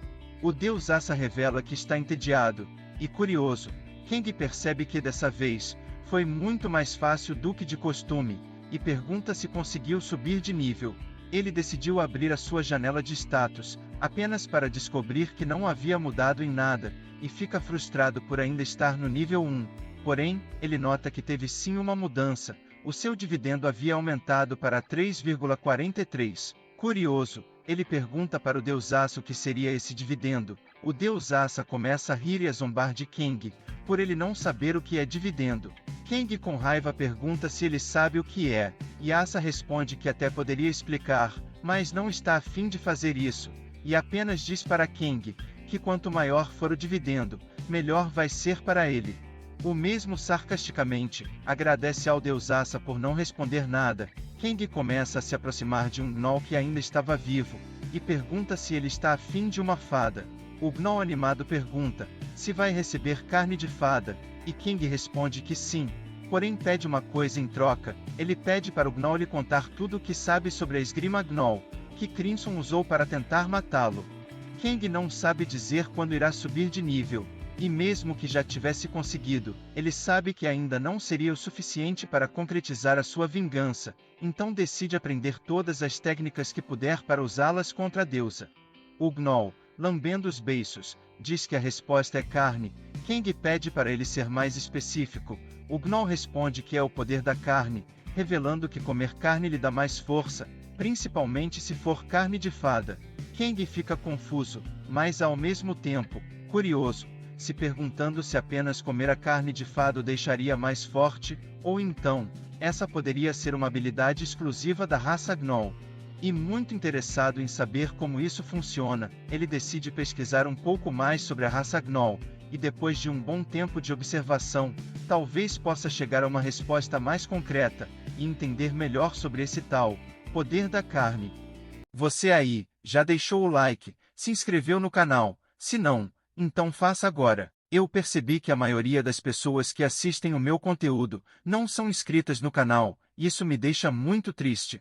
Para aqueles que não são inscritos, eu só desejo a você que tenha bons pesadelos. Quem sabe eu vou lá e te faço uma visitinha. O príncipe Nasus começou a discursar sobre a conduta de um espadachim. Alguns ouviam com atenção, outros já estavam com a cabeça nas nuvens e uns poucos, bem, digamos que estavam a um passo de perder a vida. Gangmin, por exemplo, estava quase desmaiando, não de emoção, mas de tanto chá que havia tomado. Mesmo assim, o herói exigiu outra rodada. "Você pode parar agora", disse Nasus com um olhar de preocupação. Ele explicou que o chá, embora fortaleça quem o toma, perde o efeito se consumido com frequência. Ele aconselha o herói a tomar no máximo 1 ou 2 doses por dia e pede para ele ter paciência. Você não se torna um grande guerreiro de ontem para hoje, assim como um bebê não vira homem da noite para o dia. Gangmin, ainda com a xícara na mão, perguntou quanto tempo levaria para ficar fortão. Nasus respondeu: "Depende de pessoa para pessoa, mas sendo um herói, talvez 1 ou 2 anos. O rapaz ficou chocado. 2 anos é muito tempo. Ele queria ficar forte o mais rápido possível, como se um deus estivesse ouvindo. Suas preces foram atendidas. Gangmin recebeu uma bênção. Coragem, rank F. Quanto maior sua vontade de lutar, mais forte ele ficará. Gangmin achou essa bênção muito incrível. O deus da batalha começou a se gabar de sua bênção enquanto os outros deuses reviravam os olhos, provavelmente pensando, lá vem esse exibido de novo. Nasus o parabeniza, felicitou o rapaz pela sua primeira bênção. Ao mesmo tempo, ele fala que tem grandes expectativas nele. Lisonjeado, Gangmin ficou sem graça. Animado, o príncipe Nasus pediu para todos terminarem o chá, porque agora ele vai ensinar a todos como abrir e fechar a sua janela de status. Enquanto isso, voltamos para a floresta. Lá, vemos um gnoll se alimentando de sua presa. Enquanto Kang assistia, ele pensava, 2 dias se passaram e eu ainda não entendi esse tal poder da carne. De repente, o gnoll resolveu que Kang parecia um lanche apetitoso e partiu para cima. Um grande erro. Kang contra-atacou com a velocidade de quem já desviou de inúmeras tentativas fracassadas. Irritado, ele mandou o bicho parar de tentar o comer. Olhando a janela de status, Kang viu que o gnoll era nível 6. Confuso, ele perguntou se isso estava certo, pois ele é ridiculamente fraco. O gnoll confirmou, sim, sou de nível 6. Cacei e comi 2 fadas de nível alto sozinho. Tenho até os cabelos delas como prova. Curioso, Kang perguntou, então por que você é tão fraquinho? O gnoll respondeu, eu não sou fraco, é você que é esquisito. Um humano nível 1 com a força de um monstro? O que você é? Uma carne falante turbinada? Furioso, Kang deu um cascudo no gnoll. Eu tenho nome e não é carne. Dias depois, enquanto caminhavam, o gnoll devorava um coelho. De repente, algo aconteceu. O corpo do gnoll começou a brilhar com uma luz vermelha. Confuso, Kang pensou, é isso, esse deve ser o tal poder da carne. O gnoll cresceu, sua pelagem virou um vermelho vibrante e ele rugiu. Quero mais carne! Foi o que o gnoll disse antes de partir para cima do Kang. Quando o monstro estava prestes a pegá-lo, de suas mãos apareceu uma luz vermelha. Com apenas um golpe, ele partiu o cachorrão ao meio. Valeu, amigão, disse Kang, num tom sarcástico. Olhando o gnoll caído, ele diz, graças a você, finalmente entendi o poder da carne. É uma pena, em outras circunstâncias, podíamos ter sido amigos. Após um momento de luto, ele sentiu uma coisa estranha. O deus forasteiro diz que esse deve ser o poder da carne. Kang percebe que essa habilidade é poderosa, mas é claro, uma coisa tão incrível sempre vem com uma pegadinha. Kang finalmente entendeu. O poder da carne não vem do que os gnolls comem, mas da força vital de quem o usa. Não é a carne consumida, é a carne dominante. Essa habilidade aguça os sentidos e fortalece o corpo, mas consome muita energia, por isso os gnolls comem tanta carne. Se eu não tivesse a bênção do forasteiro, eu estaria morto. Essa bênção é como um cheat code, reseta todos os status, incluindo a força vital. Quer dizer que posso usar isso quantas vezes eu quiser. Kang sorriu com aquele brilho de quem acabou de encontrar um glitch no jogo da vida. O deus forasteiro, vendo a empolgação, o chamou de sem vergonha. Mais tarde, enquanto caminhavam pela floresta, Kang chegou em certo local. Enquanto pega sua adaga, ele pensou, agora é hora de dar o troco. À noite, Kang deu início à sua vingança, movendo-se como a sutileza de um gato. Silenciosamente, ele invadiu a vila e a primeira coisa que fez foi cuidar dos guardas. Um a um, ele os desligou. Depois de esconder os corpos, ele começou a achar estranho. Mesmo após derrubar 1 dúzia de guardas, ninguém soou o alarme. Enquanto isso, o deus forasteiro o observava, com um olhar de desprezo que dizia: "Você demorou esse tempo todo para perceber isso, gênio?" Kang, como se tivesse ouvido a zoeira divina, teve uma epifania, e o deus forasteiro riu, provavelmente se perguntando como alguém tão lento ainda pode estar vivo. Alguém começou a se aproximar. Kang se escondeu. Observando de seu esconderijo, ele viu que os aldeões estavam levando as fadas para algum lugar. Curioso, ele se perguntou: O que está acontecendo aqui? Minutos antes, uma fada dormia tranquilamente. De repente, uma mão tapou sua boca e uma sacola foi colocada em sua cabeça. 2 homens a mandaram caminhar e, sem escolha, ela obedeceu, sendo guiada até um porão, que era o esconderijo do antigo líder da vila. Enquanto caminhava, a fada ouviu uma voz que lhe parecia familiar. É a mulher que a havia curado ela e seus amigos. A mulher, com um tom que misturava convicção e fanatismo, disse: "Nós sabíamos o que Crimson estava fazendo. Sabíamos que era errado. Fizemos vista grossa, mas no fim das contas ele tinha razão. Foram as fadas que roubaram as terras dos Gnolls e os Gnolls roubaram as nossas terras. A culpa é toda de vocês. Crimson disse que resolveria tudo sozinho, e nós acreditamos. Mas agora que ele se foi, vamos terminar o que ele começou. Iremos erradicar as fadas, para que elas não machuquem mais ninguém." E então, com a frieza em seus olhos, os aldeões começaram a tirar a vida das fadas. Uma a uma, elas caíram, com nada além de lágrimas nos olhos. No final, sobrou apenas uma fada, uma de cabelos claros. Os aldeões entraram em um dilema, não sabiam o que fazer, já que ela é uma fada importante. Provavelmente as outras vão vir atrás de vingança. Ansiosa, a fada, chamada Celebless, resolveu falar. "Eu entendo o motivo da sua raiva.